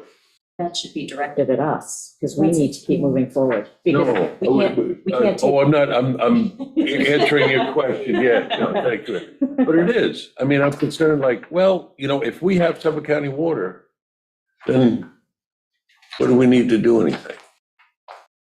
What's the impetus? I go back to when John Cronin started to talk about this and providing drinking water. It's just that we have to make sure that whatever we do with respect to public water, we still need to keep cleaning up what's going back in because we'll lose it at some point. So we really do have to keep moving forward on that. Yeah, no matter what, you have to make sure you're protecting the Yeah. water that you have. And Because when we get to But we haven't. our initiatives, we have to make sure. It's a we put that- concern. Yeah, we have to make sure we put that high up on the priority. I understand the concern, but I don't think Yeah. it's a reason to not find out what our water quality is, to not have it tested. I'm not sure that's what he's suggesting that. But look, I agree with you, Albert. It's the opposite side of the same coin. It doesn't make sense to provide, public water and not do anything about what's going into the ground. You have to do both. Mhm. And I will certainly push to do both, not just one. But we also need to know what our resources are and what's affecting our groundwater. And we may learn a lot from what comes out of this test well. But I totally agree with you. It makes no sense to do one and not the other. I mean, Suffolk County Water would be pumping water from the same aquifer that we pump out of now.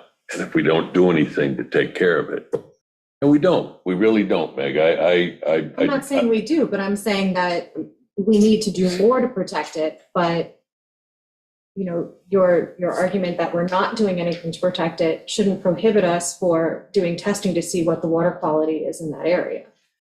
I do think we need to do more to protect the aquifer, and I think no matter what, you should be protecting the aquifer, because whether you have private wells drawing from it or you have Suffolk County Water Authority drawing from it, you still have to remediate whatever's in it. Whether you have to do it on a private residential level or you have to do it on a more commercial scale, you still have to make sure that you're cleaning that water. So the cleaner the water is coming out of the ground, the less remediation you have to do and the cheaper it is, and the healthier the water is going to be that you're consuming. So of course we need to protect the aquifer and we need to do whatever we can to remediate the problems that we have now.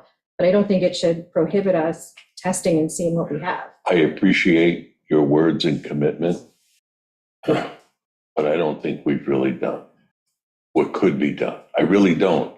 I mean, 30 years ago, the last comprehensive plan, Phil Herr, the consultant, said, Shelter Island, you're going to have a nitrate problem. You should start to address it right now. 30 years ago. The only thing we've done is Fred Thiel created a 20% fund that we could fund IA systems in the ground, in essence, for water quality improvement projects. That was Fred Thiel. Which was great, by the way. Which was great. Which is terrific. But otherwise, I think the town has fallen short. The question was though, should we consider doing this, right? Did I misunderstand the question? I thought it was, okay. Yes, so the Suffolk County Water Authority has agreed to do this work, but they won't do the work without the support of, the explicit support of the town board. So, we don't have to conclude this discussion today. I think it's probably best if I bring the language to Stephen for review. I was going to say there must be a contract Sure. or an agreement of But some they need a sort that we permit? need to, yes. They need a permit to do this. So they would perform all the work and Do you need a permit for a well? You don't, not from us. no. Not from us, Not from yeah, not us. from us. But certainly, we're not going to go that far, without sort of the buy-in from the town board on whether this is an action that that they would support. I think this is a wise idea, given, the opportunity and the kind of cost savings to the town. And perhaps there's opportunity in the language of this to shore up any concerns that the board has about, next steps or what happens once this infrastructure is put in place. So, we can present that to Stephen for review if you'd support it. What kind of infrastructure goes in? It's just a test well. Yeah, and the only change to the parcel is that they need to physically get the truck to the spot. And I've talked with them a lot about, what's the route, and that's the route that's on there now. The horizontal part across the page represents an existing trail that they're going to use, and then they're going to cut to the north there to access that particular site.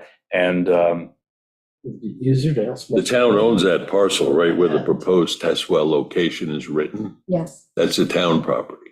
yes. that's a separate lot, yeah. Yes. Squeezed in between the other developed lots there. Yep. They just access it through there? They thought there'd be more clearing to do that way. All right. And then, They know. So the route was specifically laid out to minimize the clearing, and the test hole location was picked based off of a groundwater study that they had done of the area. So it's an informed location for the test well in the first place.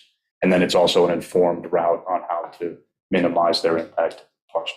and that is the route in off of 114 is 69 Northbury Road, correct? That's where we have the proposed community housing. Yes. No. That 69 is directly adjacent to where the well location is. That's Yeah, that's that. the Oh, one next to Marcelo. okay. Yeah. The reason I was trying to just figure out which one it is, if we're going to be doing something there We're going to be someday. doing an access road on it anyway for housing. We Let's could just cut it in do it. now. Right, yeah. And then put it in for us. Two birds with one stone. I thought the same Oh. thing, actually. That's right. That's You know, what if, Yeah. brought it up. if Oh. we're using that lot for community housing, and we're going to have to put an access road on it anyway, we could let them cut Mhm. the access road. That's a good point. We were under the We didn't want to. it would don't touch as little as possible, but also I don't know that they want to clear a road so much as clear a path. Yeah. So, but that's a good point. In Mhm. fact, maybe I'll walk I that had lot. that conversation with them. Yeah, Mhm. yeah. Yeah. Okay, yeah, that's helpful to know. So, next steps then, this will be discussed again. Do we want Joe to start gathering the information we need to make a informed decision? I would like that, yes. That would be great. Okay. I'm not going to open this up to the public because it will be put back on an agenda, whether it's next week or not the week following. I don't think it'll go away then. But how much of a concern is time of the essence? Time is not, no, this is not, we're not pressed against a deadline, but also, if there's momentum to do it, we should take advantage of it. So this well would not be Suffolk County Water Authority property. They're just doing a test well. It's a test For the well. town. Explain what a test well is, Joe. What's the infrastructure? You're on a test well, what do they do? Well, so it's not that cut and dry. I would want to clarify with them how they would go about this. There are monitoring wells that are installed that are cheaper and not meant to be turned into production wells. There are efforts to do test wells that, they drill the full-size casing and they grout it and build it so that it could be a production well. That's sort of like, you're under the assumption that it's about to be used for that. So there are a couple of different approaches, and that's what I would want to see from them as to how they would look at this. My take is, this is supposed to be a source water zone, so I don't really have an opposition to them investing in a regular well, if that makes sense. But we could see what they're. I would be concerned about that if they're investing in the infrastructure and putting in a well. Well, They're going to take ownership of it. well, as long as it doesn't come with any rights. That's why we have to look Yeah, at that what would- the agreement is. Yeah, that would I say, Alice, that's what I would want to clarify first, because from an expense standpoint, before this could be used for any service, there would be substantially more investment needed. Pump house and controls, treatment, a pipeline out of there, for connection. So I don't have concerns that if they were to put in a full-size, production capable well, that it would devolve so quickly into use for something else because of the other infrastructure that would be needed following it. So I mean, whatever is decided, I'm more concerned about them doing anything. It should not create any rights or obligations. Without a doubt. Yeah. Exactly. Their money, they're throwing it down the Mhm. well. Yeah. Literally. All right, so we have direction. This will come back on the agenda, February 27th. Yes. I'd have to look and see, not next week. We'll do it After the association 27th. counts. it's kind of on them, I guess, at this point now, see how fast they can turn Whenever around. you have the information that Then, you need yeah, to bring then let back me to know. us. Yeah. Then we'll put it back on. And then I will open it up to the public for discussion. So there will be an opportunity, just not today with our limited time. Thank you, Joe. Okay, thanks, everyone. Thanks, Joe. We've already said we're kicking municipal zoning referrals for the Suffolk County Planning Commission to next week. Let's see, what time is it? 2:53. I think what I'd like to do is address the wetlands 100 square foot exemption next, just because it should be, yeah, we've got Ian here, and also just, I know priorities and initiatives is going to take us longer to go through, so The IMA gonna, we'll put on for next week. Yeah, it doesn't matter if it's, Isn't the 100 square foot exemption more how is the building department tracking it, not? the well, planning board? no, Yeah, what it Ian is, has, we're trying to set up a procedure. Oh, okay, gotcha. When we had a couple of, wetlands applications with, they want to do something with a walkway, what is the procedure for that? And historically, my understanding is that it goes to the building department, oh, you're less than 100 square feet. It gets written inside the Like a manila folder. folder that's in the. not always. Okay, all right, sorry, It's very haphazard. Okay, I don't want to throw that much shade on them. But anyway, and I recall over the years, when we've had wetlands applications and someone wanting to take advantage of their 100 square foot exemption, and then it's like, well, wait, what's that little gazebo down there? Right. Haven't you already used 25 square feet or whatever? And it's not properly documented. Got it. So when we started to discuss this, Stephen and I, we said, why don't we set up a procedure? Currently, wetlands applications are before the planning board. Let's have them, it doesn't require a public hearing, it's by right, but let's have something where it's noted at a public meeting in a work session, and a resolution is passed that shows we are granting this homeowner this parcel 100 square, whatever, 76 square feet, whatever. So it is documented and findable someplace. So that's kind of where we're.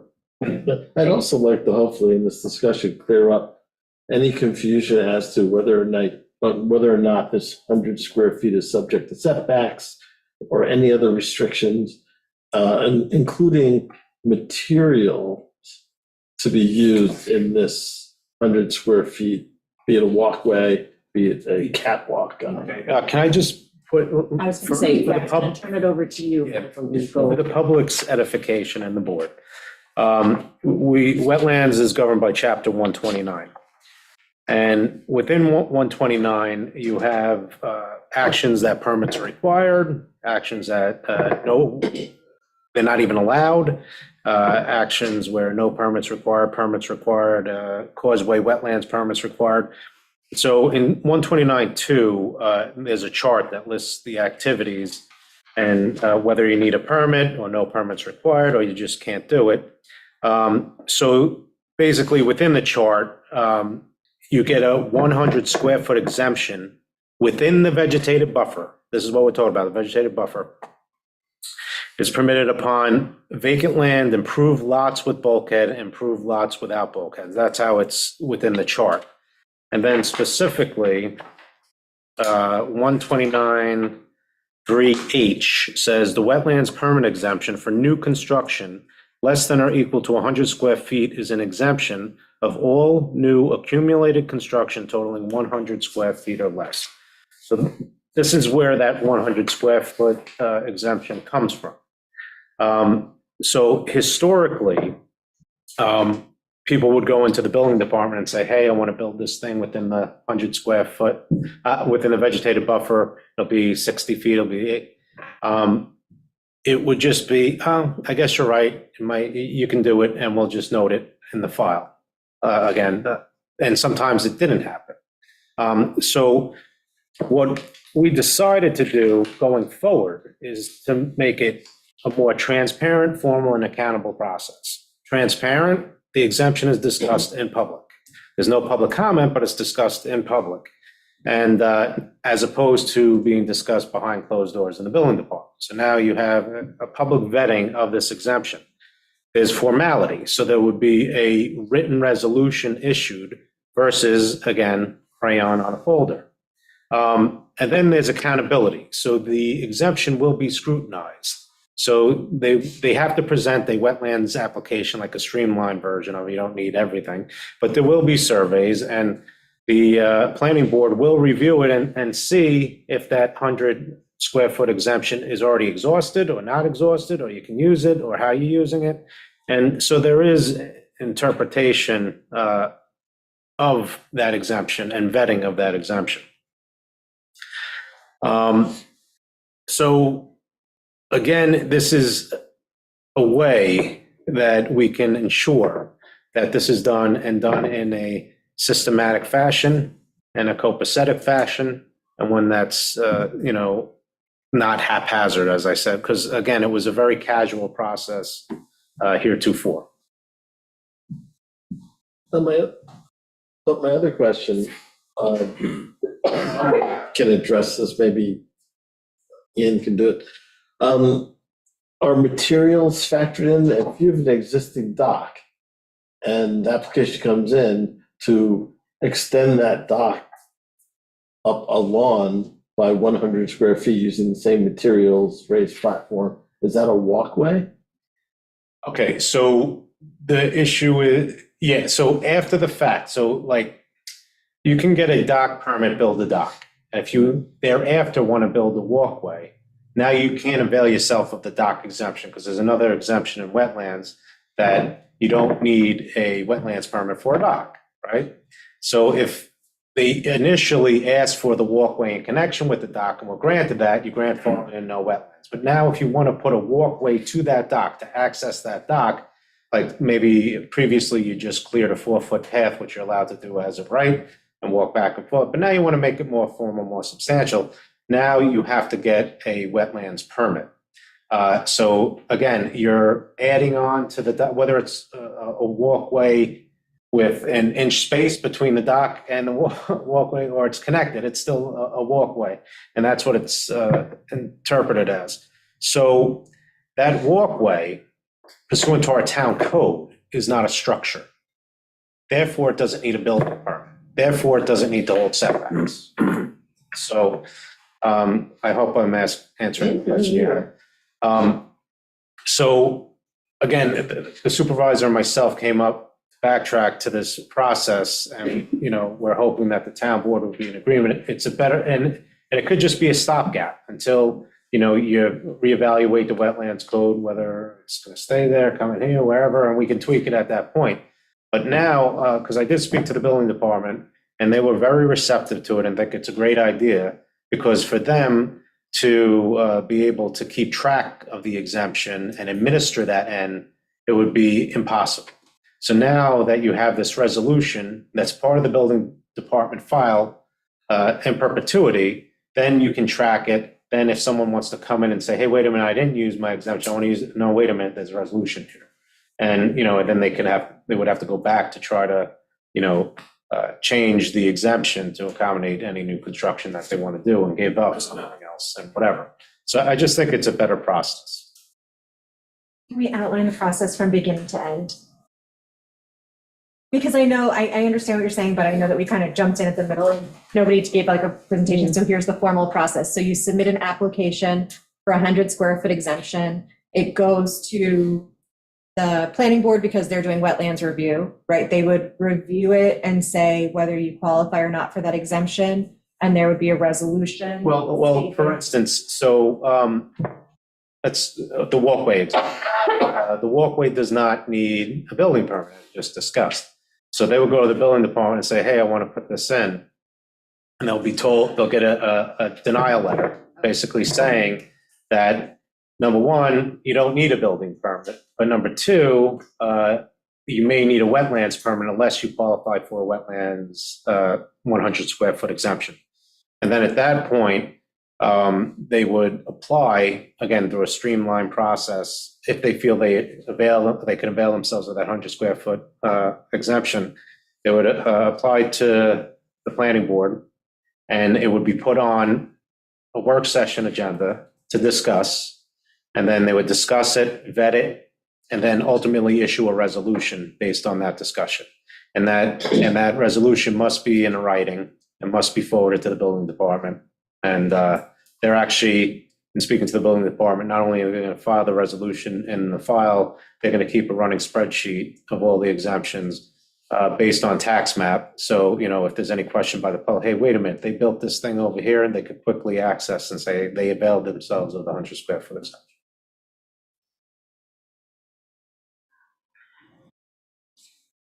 I like it.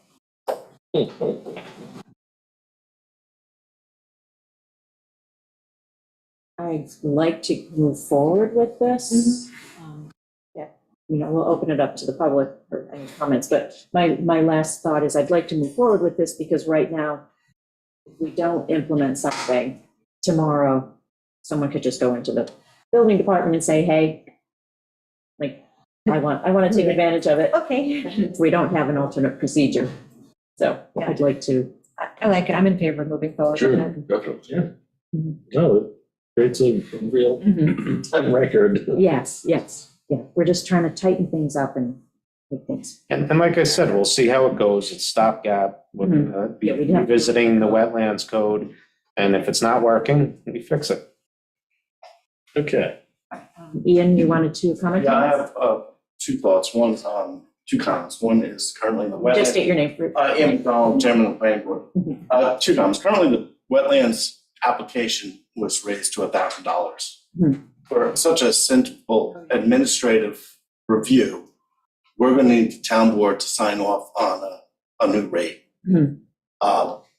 Maybe go back to the old wetlands number of $250. It just seems like it would be fairly simple, just need our attorney to write a resolution, how much we get the the planning board engineer involved, I have yet to determine. I think the way we would assess what has been built previously, other than what is in the building department as far as surveys, updated surveys, would be going on to the town, or maybe even better, the county aerial surveillance. It has a map from 2001, and then it goes every couple of years after, has a different year. So we would go on here and say, oh, nothing's been built, and or, oh, wow, this is something, now we have to calculate the square footage. We go back to the applicant to say, give us the history on this. And so 2000, it was July of 2001 is when the first thing was adopted, the first wetland code. And so currently what we have access to, it says 2001. I don't know whether that's July, but it's a winter scene, so it's either. It looks like the 100 square foot exemption was added in 2007. But I think it goes, it's retrospect to 2001, is the way I understand it. I was just making a note. Because it's an exemption from the wetlands code. Yeah, so it was adopted July 01. Looking at Code. ones. The original code. Yeah, original code was July 01. So is that the date, or is it the And- date this 100 square foot exemption was added? And May 07 is the, Is when it was added. Yeah, in 129.3. Right, 129.3H is what I was looking at.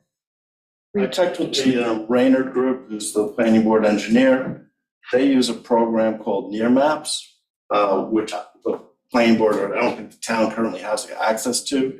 And they have, Near Maps has high resolution aerials that go back to 2014. So I wouldn't have, unless someone has some other historic maps, and maybe there are something available, and we can check with our GSI provider that they have something, or something that we can add on. But right now, we'd have to work with the county and the town GIS to substantiate these. The other thing that came up was, and we kind of went through this numerous times last spring, is clarifying this exemption. And we were talking about, and I think everyone's fairly much in agreement, that it's a cumulative exemption, that if someone put in 20 feet and then took away the 20 feet, they didn't lose that 20 feet. The building department wasn't happy about that because they couldn't substantiate what was put in them. And so they had a problem because of their records. I don't think they had a problem with the interpretation that it's a cumulative. And so I'd like to, at least get a nod that we can start interpreting that way, that if someone put in 60 square feet and they want to use the additional 40 feet, they have that ability, or they take out the 60 square feet they previously put in and could get 100 square feet. And just as a scale, 100 feet is 10 by 10. I can see one there, one there, one there. This is a real Essentially for like a fire pit or, gazebo. a gazebo or, benches to sit on and look out. It kind of gives you. My read of it, that's the intention of the exemption, is to give people 100 feet and, however you want to carve it up. however you want to do it, If or, you're a waterfront owner and you want to have a little gazebo, we get a, or a little place to sit, so you have a little nicer view close to the water, or you have a nicer path or walkway off the beach or off the dock. No, and it also makes sense if, you put a swing set there when you had kids, and now you no longer have kids and you want to have a little deck. Yeah, I don't know if a swing set applies on this person. Falling around is not covering. I get what you're saying. Trampoline? Yeah, tramp.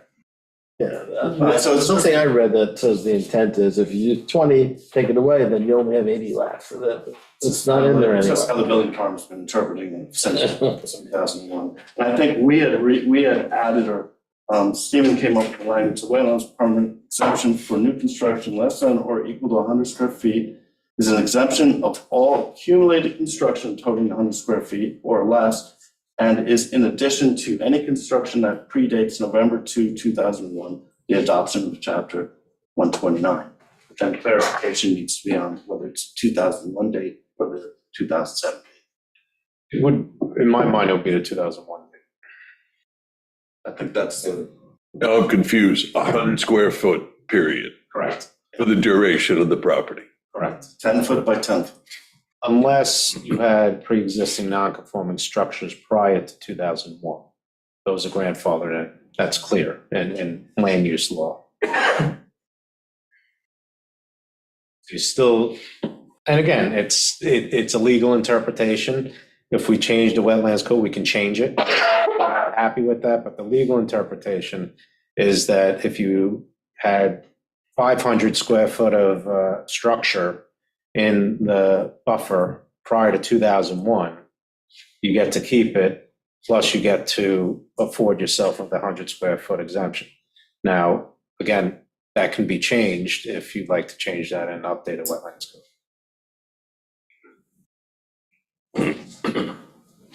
Anything else from you? That's all I have. I see Pam Demers, you have your hand up. Actually, I think my question was just answered, but I heard the town attorney say that part of this tracking procedure would be when the 100 square foot is exhausted. But now what I'm hearing is that if anyone has constructed anything prior to 2001, and how do you determine that? From these aerial photographs? That's how we're going to make a determination, is from an aerial photograph? Are we going to? Aerials or surveys that are within the building department files, and if they have, yeah. Yeah, Any you gotta survey prior have, to 2001? yeah, you gotta have empirical proof that it existed. You're not gonna take the word of anybody. And then how do they qualify for the 100 square foot exemption? The new procedure? The Yep. new procedure, they would submit first go to the building department, get a denial letter, and go to the planning board via a wetlands permit application. And it would be vetted during a work session and a resolution issued if they can avail themselves of the exemption. Okay, and the new construction would have to be cumulative as to the entire project, correct? Not just, oh, well, we did this over here and we did that over there, and so because they're separated, we're not going to take it as a cumulative new construction? I mean, cumulative means any new construction, so we're doing it in segments. We're gonna build this much now, and we're gonna add this onto it later. Well, okay, Correct, so we'll correct. give you If the didn't- exemption on. yes. So you're saying if I build 20 square foot of something and I'm done, And then I get another yeah, you get 20 on. feet over there, and then I get another. It's 100 square feet, it doesn't have to be contiguous within the vegetative buffer. But it does have to be cumulative of new construction then. You just get 100 square foot regardless, old, new, whatever, if it's not grandfathered in. New construction from. Okay, because it's my impression that the building department always said, you know, you have the 100-foot exemption and it's a one-time deal. So is that also going to be part of this procedural thing going on here? Because you get it once and you don't get it again. No, we just discussed that. Councilman Diet agrees with the interpretation that it's not a use it or lose it. It's, you get 100 square feet throughout the life of that property, however you want to use But it. just however you want to use it, but, okay. But once the 100 square feet is used up, there is no more allowed. Correct, Correct. correct. Okay. Yeah. Okay, And that's- okay, And thank you. that's what we want to document. That's what we're trying to tighten up on. So we can keep track. Yeah. Jan, you had a question? Yes, I have a question. I mean, this interpretation from town attorney, it just doesn't make any sense to exclude. I understand that there is a wetlands law allows for 100-foot total exemption in wetlands. By why exclude the properties, the construction was done prior to 2001 from this? So for example, if somebody already has some structure 500 square feet in the wetlands, okay, and then all of a sudden that party wants to add something else of 100 feet, I think, common sense interpretation would say that you already have 500 square feet in a wetlands, which is far more than the current code allows, you don't get to build anything, add anything to what's already in a wetlands. You get to keep your 500 square feet of whatever, because this is grandfathered, but you don't get to add anything else to it. Would that not make sense? No, that's, again, I discussed that. I said if the town board wants to make that case, they can do so in a wetlands amendment. But if you look at land use law generally, there's pre-existing nonconformity grandfathered in. That's separate and distinct from the exemption. So, but again, that can be tightened up and changed if the board chooses to do so when we do a wetlands amendment, which we will be doing. I know they're going to talk about it during their priorities. Yeah, with all due respect, I'm not sure if I would agree with this interpretation. And there's nothing about. Duly noted. I'm sorry? No, duly noted. Yeah, so I don't see anything about this in a code. That's just your interpretation. I don't know where it's coming from, allegedly from some land use law. I also would like to take an exception to your characterization that the walkway or access to a dog does not require any permits.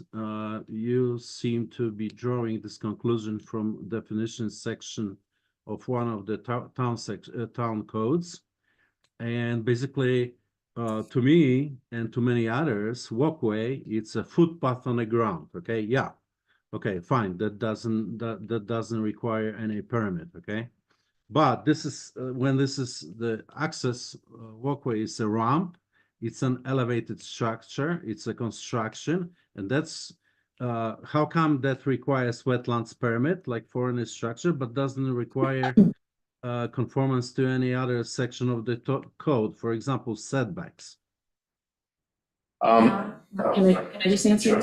Jan, we know that there's, like, our code is poorly written and there's inconsistencies between section 129 and 133. And that's why it is a high priority on our list, so that we start to tear this apart. So what we're doing today with just trying to track this procedure is a stopgap measure, just to make sure that we're like properly capturing this. But it is going to be a bigger discussion that we have as we work through trying to fix the wetlands code and make it a tighter code. So all of your points are very good points, and they will be considered and vetted, discussed, argued back and forth during that process.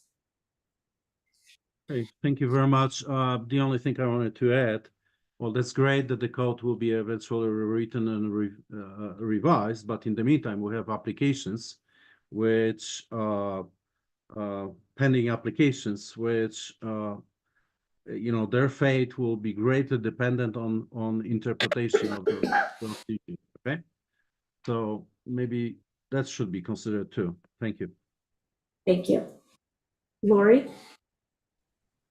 I'm just a little confused about something that someone else had spoken about earlier in this discussion. And let's pretend you have 60 square feet of something in the wetlands that you want to take out.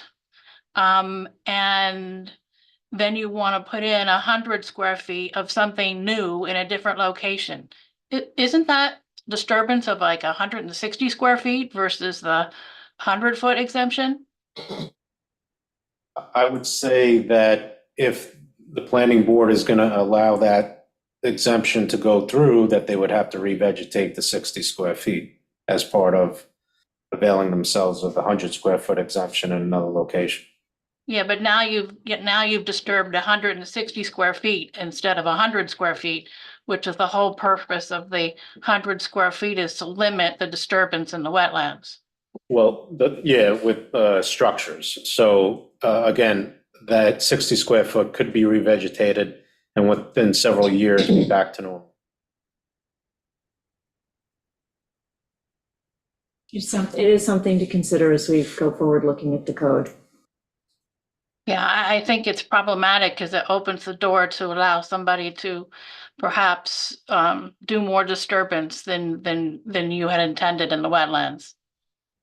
But that's why we're formalizing this as opposed to it being willy-nilly in the building department. So we're having public vetting of it. And if someone keeps coming back every couple of years with 100 square foot, we get what they're doing.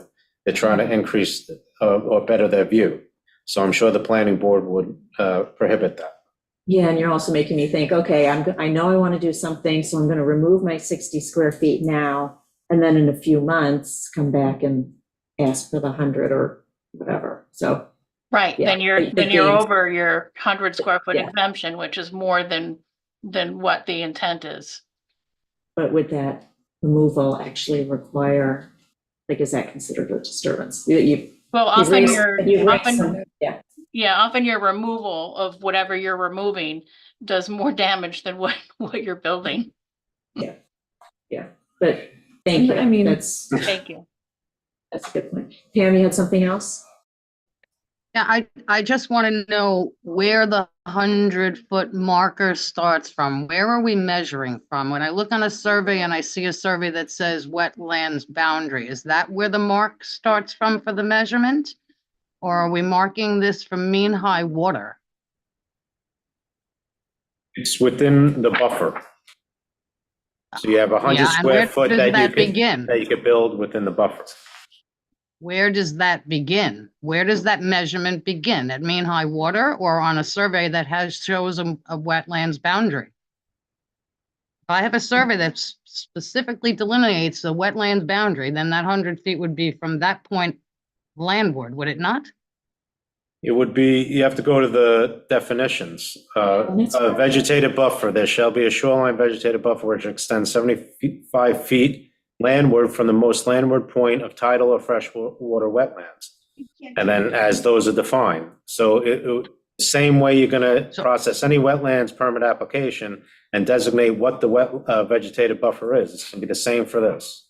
Yeah, and I think we're waiting again back. So on- as those are defined I'm sorry, as those are defined tells me that that's defined by a surveyor putting that demarcation on a survey then. That's how it's defined. Of course. And this is. Okay, part because of- sometimes it's not. No, Sometimes that wetlands boundary is not on the surveys. No, on these you're absolutely applications. right. No, it should be. At all times, be put on a survey. And we're getting into the bigger issue of the whole wetlands code, where this is just a procedural process of how to And get, again, a stopgap, Pam. 100 square foot. So Yeah, I'm it's- sorry. I Yeah, don't really no. see this as a procedural thing. This is a technicality, and clearly you know where I'm going with this. You have two applications that are going to the planning board next week for a 100 square foot wetlands exemption. And I want to know how that's going to be determined. Because this seems like this is a way for an applicant to avoid getting a proper wetlands permit. And from this applicant going through the CAC for an environmental study, and this applicant getting something that the town board has already denied. So I want to know where we're measuring that from. Shouldn't be So smooth. as defined on the surveys for these applications, then that wetlands boundary should be delineated as part of the application criteria. It has to be on the survey. And those specific questions should be addressed next week at the planning board meeting. Because we cannot discuss wetlands applications or any applications that are before ZBA and planning board. And again, Pam, if we defaulted to the position that currently is undertaken, they wouldn't have to go to the planning board at all. They would walk into the building department, say, we want to use our exemption, and it'd be written on a manila folder. Now we're trying to formalize things. Okay, and I'm just trying to formalize where the wetlands boundary begins and ends. And I think we have a problem with that. That needs more clarification in this code prior to any other decisions made on Absolutely. any other wetland, any wetlands applications coming before the board. That's what I'm requesting. I believe you're preaching to the choir of the board. Yeah, we know we've got a lot to do on that wetlands code. Is there anyone else who has anything to say on this one? Okay. Because we also have an executive session on a property acquisition, I have for you all, and actually, you get one too. You need to keep You need to know what's going on. Very soon. We're going to do that Yes. next week. So, yeah, I was going to say, so since I'm just giving this to you today, I continued working with last night and even this morning. This is I have to give credit to Meg because she set up the monthly meeting dates. For the entire year. For the entire year. So just to give you one example to go through, if you flip to, actually, we'll start off with changing the wetlands code because it's the top one on the list. What I did is after I took all of the notes that I had from our meeting, the work session where we talked about priorities. And so we had tier 1, we had tier 2, we had tier 3. Sometimes if it was silent, I just put my guess in. So I'm open to changing those tiers. And then I had some where I was just like, detailed budget review, not really a priority tier. I just need to find a work session where I can prep a budget review for all of you and something that's not totally loaded up like today's work session. So, but going to change wetlands code. So what you've got is, okay, we have to work on that. We'd also talked about the 129, 133 conflict. So I was thinking that and these are all subject to change. And this is why it's not a public document because it's my document that I need all of you to come back and give me information on. So I was suggesting, as I went through, that on February 27th work session, we discuss what kind of changes we want to see made in the wetlands code. And then Stephen gets a couple of weeks to take that and start to pull together something that we could look at and say, okay, do these kinds of changes in a proposed legislation start to work for you? So on March 12th, we would discuss what he gave us. Then the next 2 work sessions, and it would just be, we receive it on the 12th. And then work sessions, the 19th and the 22nd of March is when we sit and discuss them at work sessions and understand what's going on. And then we go to the next page. If we have a couple of weeks with that, we set a public hearing on April 15th with whatever we pulled together from our work sessions. We set the public hearing on April 15th. Then at the next meeting, board meeting, which is May 6th, we have the public hearing, invite the public in to give us their commentary on the wetlands code. Then we've got work sessions, May 4th, giving it a week, not the next day. May 14th, May 29th, work sessions to discuss. On June 3rd's town board meeting, we either proposed or we I'm thinking because this is going to be complicated and there's going to be a lot of public input, we'll probably be doing the rejection, and that's why I put reject. Then we take the information and, well, I may have actually messed this up. I was like, June 11th, we have another work session where we receive revised legislation, but actually we probably would be reviewing, all of the public comments. And then the 18th, we might receive legislation and then reset a second public hearing on June 24th and have the public hearing on April 15th. And then continue discussing it on July 15th, sorry. April 15th is a date that fits in my head for some odd reason. Discuss it at the July 23rd work session and perhaps adopt it August 5th. So that's just kind of like my thought process on how we lay this out. And so as I'm pulling agendas together, I can look to this and say, okay, are we on track? Or do we need to adjust it because it's taking us longer to review what we want in the legislation? But at least it gives us a structure. So I'd like for you all to go through it and start filling in dates or, thoughts, prioritizing, like, wetlands code. Do we want it to be the first thing that we start discussing on the 27th? Or do we need to look at, something else, irrigation code, large house moratorium, although I did kind of factor those in. Take that wetlands application, so we'll start discussing that on the 13th. 13th, yes, that we would start to discuss taking back the wetlands applications at the next work session, and we would also start discussing large house moratorium. Good. And we're also going to get a demo on the website that day. I think that's gonna be a lot. It is a lot one day. So, but I mean, I just was tossing it out there and it was pre-sorting. Right. I had just like thrown it all in there and started to sort. So for next That's week, helpful. yeah, so I was gonna say, so for next week, come back. This is in SharePoint. I shared it with you all. So you can start to make up, comments, or if you want to just do it on paper and then we can incorporate them.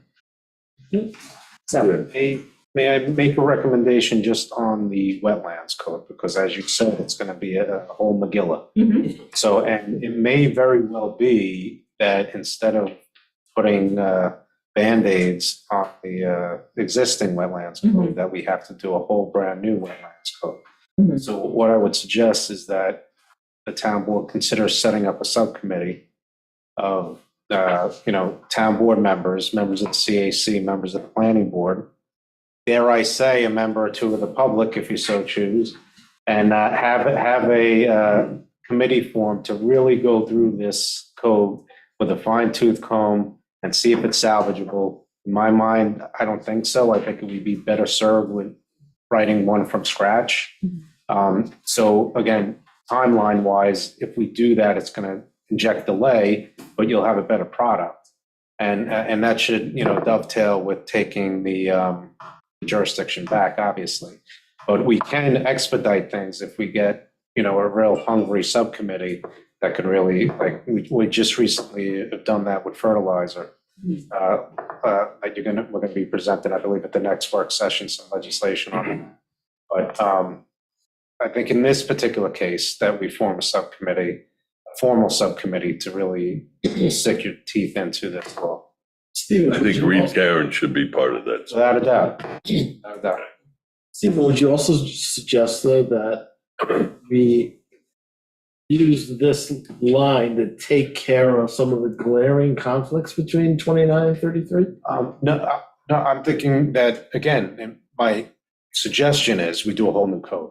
So then inherently, you're going to get rid of the conflict when we create a new wetlands code. A lot might happen between now and then.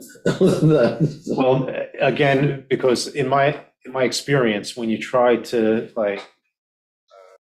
piecemeal law to get, it's not going to be good legislation. And it's just, so I'm thinking we can do something relatively quickly, just as quick if we did, a piecemeal, Well, how about an example? Okay. On one side of this, it says the vegetative buffer is 75 feet. The other side says it's additional 25 feet to 100 feet. And it's causing a lot of issues. Without a doubt. So when we do the new code, I think we make it 100 feet, but the 100-foot reference to a wetlands buffer in the zoning code is no good. We have to change that anyway. So we're going to have to change both of them because as written in the zoning code, it's terrible. Yes. It's not. So I think if we really want to, prioritize, if the town board wants to prioritize wetlands, that we do a subcommittee and we expedite the process through the subcommittee. Because then, and I referenced if members of the public, then we can get some public buy-in through the process. Absolutely. And also get a different perspective on different issues. And I just think that might be, you'd be well served doing that on that particular case. Obviously, this is great for other legislation endeavors, but I think for that particular one. No, I get it. I think it's a good suggestion. Thank you. However, my only condition would be it's kind of useless unless we have public credibility and public buy-in. So we absolutely would need a couple of members of the public who, are well-versed in these issues to be part of it from the beginning. Correct. I'm not averse to that. that's what he suggested. Yeah. Okay, so- thank you. Good suggestion. So I want everybody to look at this, and so we, make a suggestion, like timelining out that process, then Stephen. Yeah. Is this, Amber, this list is a compilation of I took all my notes Our from priorities, the 3 different Okay. sheets that you gave me from my notes, from the public discussion that we had, that what, things that weren't on our written pages, publics from the comment, public comments about things that we needed to make priority. So maybe we need a couple of empty boxes at the bottom There as are. something develops. yes, if you Can add turn, them in SharePoint. yes, they're in SharePoint. I The only beauty of printed- the Excel Yes. spreadsheet on Yeah, SharePoint. yeah, So you can add underneath, as many there's- lines as you need. Oh, okay. There's rows and rows to go. You can have a million rows if you need them. All right. So yeah, take a look at what I shared with you earlier. Okay. Like I have this like frozen hard copy, and so whatever changes you make, I think I'll have to double check with Christina to make sure tracking is on. Just that way if Benjamin makes Oh, a no, comment and then I go back and like, no, and I make a change so that we can, so we'll put tracking on it, so. All right. So that's the start of that. How are we doing on time? 3:35. Should we do executive session? Well, I was around the table. Let me just look and see what I have. General public comments first, Tammy? Um, Do we have to? You might not be here. yeah, I mean, I opened up for general public comments at the beginning of the meeting for non-agenda items. So I was trying to, Gotcha. yeah. Around the table, I could truncate what I have on my list, or, I got nothing. so I have that. okay, you got nothing? Nothing. Okay, yeah, but I'll be fast, because I just haven't had any. I don't meetings since our last meeting. yeah. Just quickly, WQI met on February 1st, which was Thursday. There was discussion about the Suffolk County IA system backlog, and also the fact that the county is running low on money, or if they've already run out. So there will be an impact on homeowners. There's less money available there's still state money grants available, but not as much county money. So we may start to see interest fall off because people, if you're doing this voluntarily, it's going to cost them more. So do we want to provide more grant money? They are also the committee should also be looking at a loan program. And then we should also lobby the legislature to fund the county grant system and find a renewable funding source. I also, gave the WQI that they're going to do the water quality improvement plan, separate from the CPF acquisition plan. So they're tasked with that. They know that. I sent them both East Hampton's water quality improvement plan as well as Southampton's, our plan basically had some history, and then it had a list of things. These other plans are much more robust. We don't have a planning department, so that's where some of theirs came from, but at least ideas out there. So that was WQI quickly. West Neck Water Board of Directors met.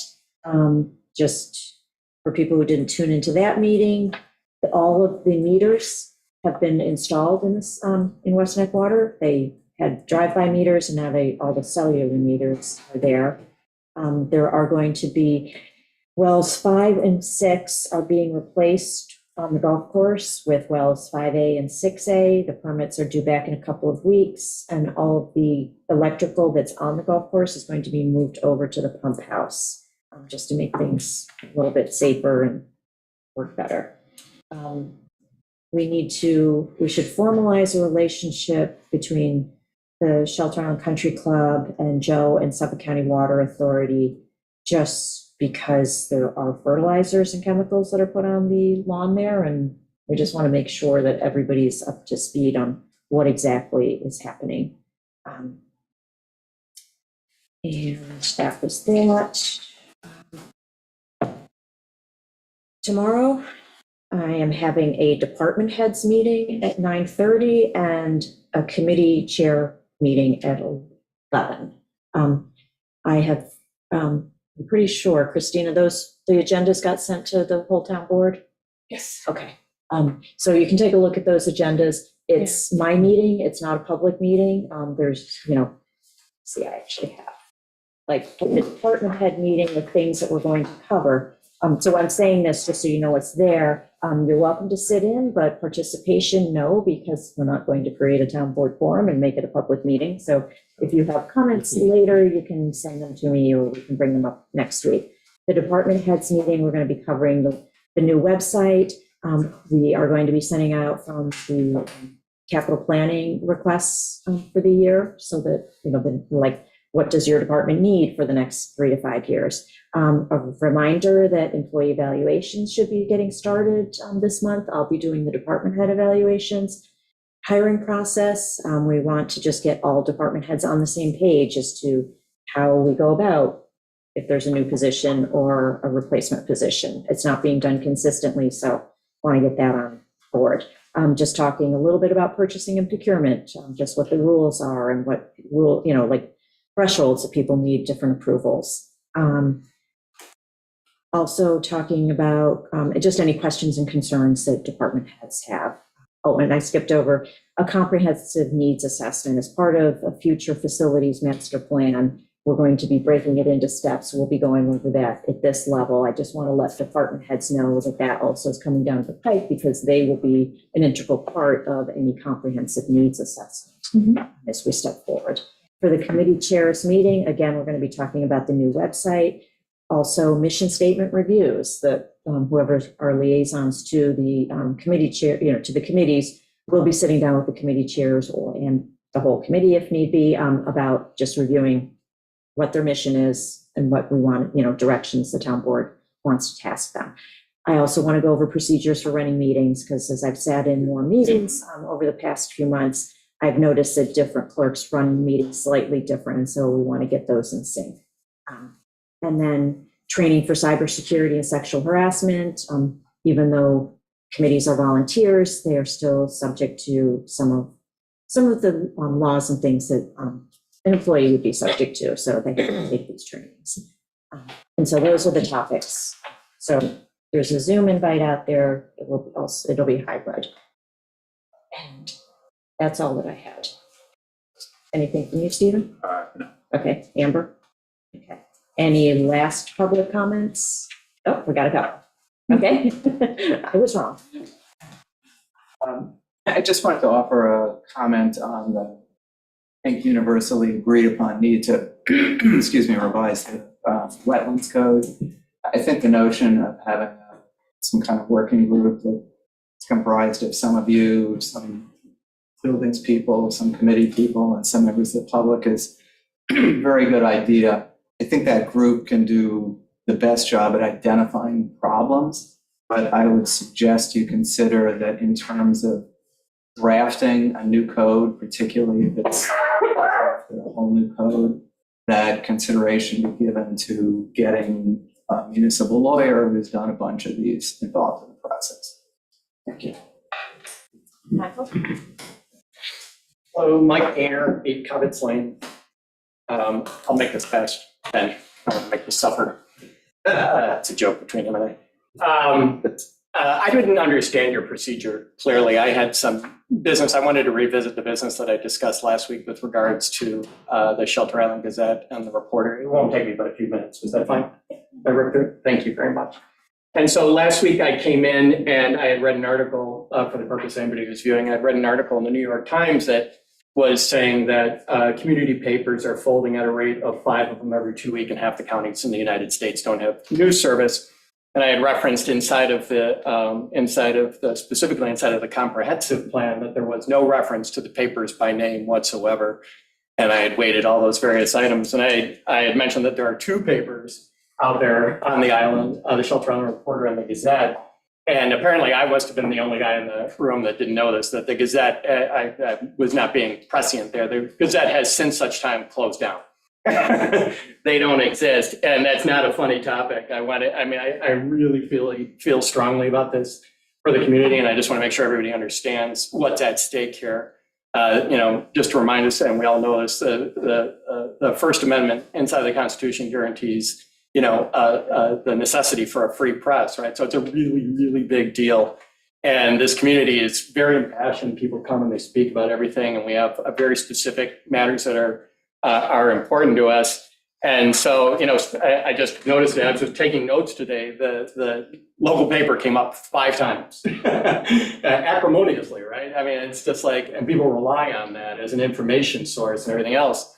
And so when I saw that the Gazette had shut down, I had pointed to I had made this suggestion, and I just want to reinforce, and this will be the last time you hear about it, because there's nothing I can do about this. I think somebody needs to find out what the state of affairs is for the Shelter Island Reporter. Moreover, I think somebody should reach out to Julie Brennan, who I think went and is now working over at the Manor, and do some sort of post-hominis examination and find out what happened to that thing and find out about the state of affairs. I know a lot of people don't read the Gazette, but I mean, just one of the topics that I brought up that as I used as an example of sources of information that come out of our local papers was this article on the fly cars. I couldn't find anything about the topic of the fly car anywhere on the internet, and I'm pretty good at finding stuff. Literally, I couldn't find out any discussion. And they go on to, you should see the amount of content, and I'll leave these papers with you because I think you should read them. You're not going to see them anymore, they're gone. But tremendous amount of content about the history behind the fly car, and totally made sense. Couldn't find it. You had said it would have been discussed inside of the budget meetings. I stayed up last night. My wife was ready to kill me. I stayed up and I left you guys. I didn't want to go through this last night because it was a late meeting and I know you guys wanted to get out of here. I went home and I watched all the videos from the budget meetings. I couldn't find a reference to it anywhere. And I'm sure it's in there somewhere. I don't want to get into the minutia of these particular Didn't call it topics. the fly car at the time. We were just discussing the ambulance service, but yeah, the fly car was a new term. So yeah, well, it's not even that. I mean, it's a big number. I mean, it's 400 and the town's contribution was 432,000 against 575,000. That budget number didn't exist a couple of years ago.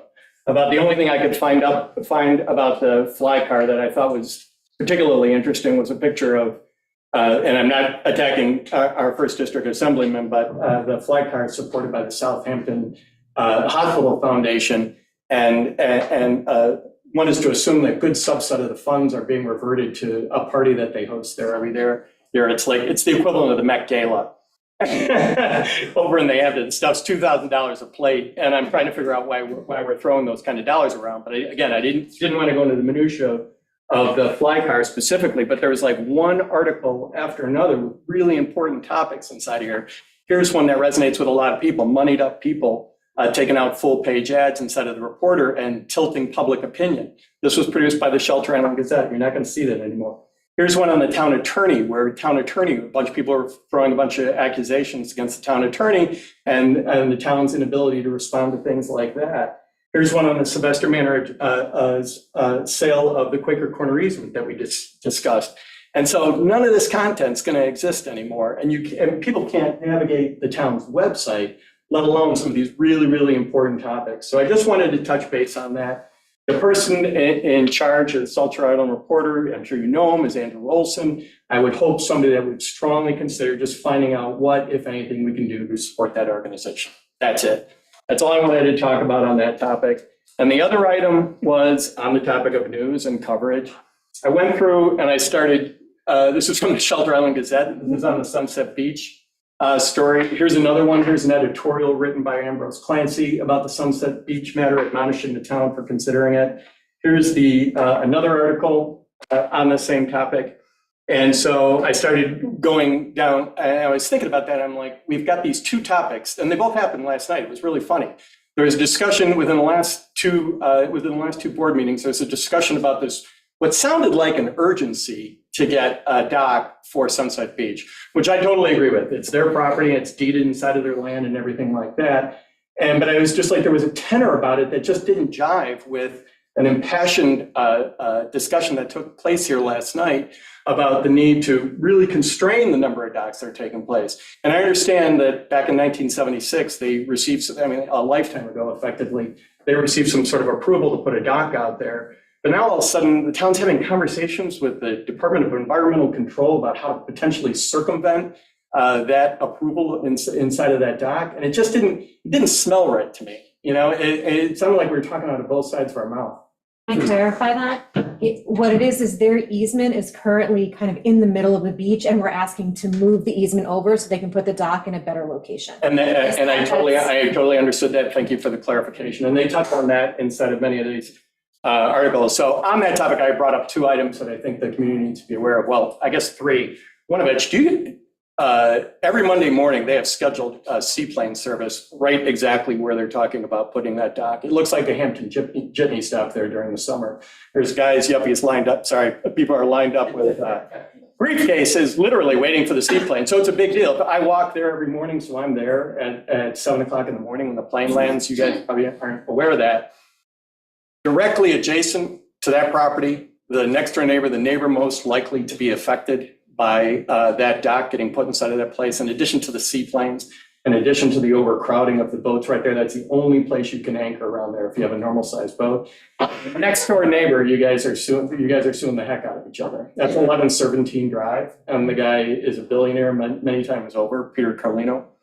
And I spoke with his attorney, John Bennett, about that, and John was not nearly as positive about the idea of a dock getting placed there relative to his client.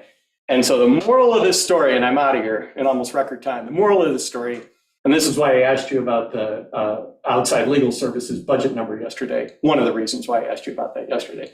I think the town needs to do more, and I've said this publicly, I think the town needs to do more to get the lawyers out of the equation inside of this community. I've been inside other communities where the lawyers they take over everything. If you go to the village of Sagaponack, go there sometime, you want your eyes opened up. All they do is litigate in that community. All they do is litigate. Somebody should be reaching out to the Carlinos over there about this property. And 1, try and see what you can get them to do to reduce the size of that house. You had talked about the town's ability to negotiate.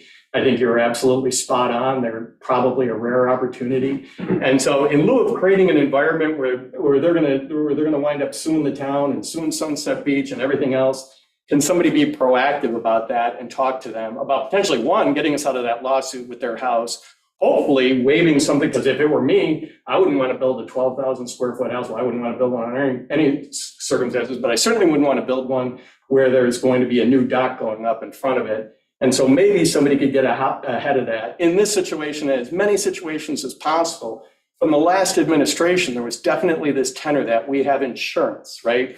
We have insurance to cover us with lawsuits. I think that's a really bad way to think about this community, that the insurance companies are going to come to our rescue. I'll remind you that insurance companies are for-profit entities, right? They're businesses. They make money. Every time we go to court, they're making money on that. And I really just think there's a better use. We'll burn through $1 million by my estimates, by going through that budget.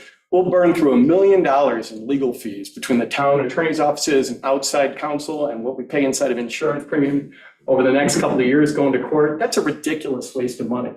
We're thanking the Lions Club for giving a check for $4,000 yesterday, but yet we walk into litigation all the time. I think the town should be doing everything in their power to avoid litigation at all costs, especially when it comes to billionaires. So that's it. Thank you very much. Thank you. Is there anyone else? If no one in the room who wants to speak, anyone on Zoom? Okay, then we need a motion to go into executive session to discuss a potential CPF acquisition. So moved. Second. All in favor? Aye. Thank you.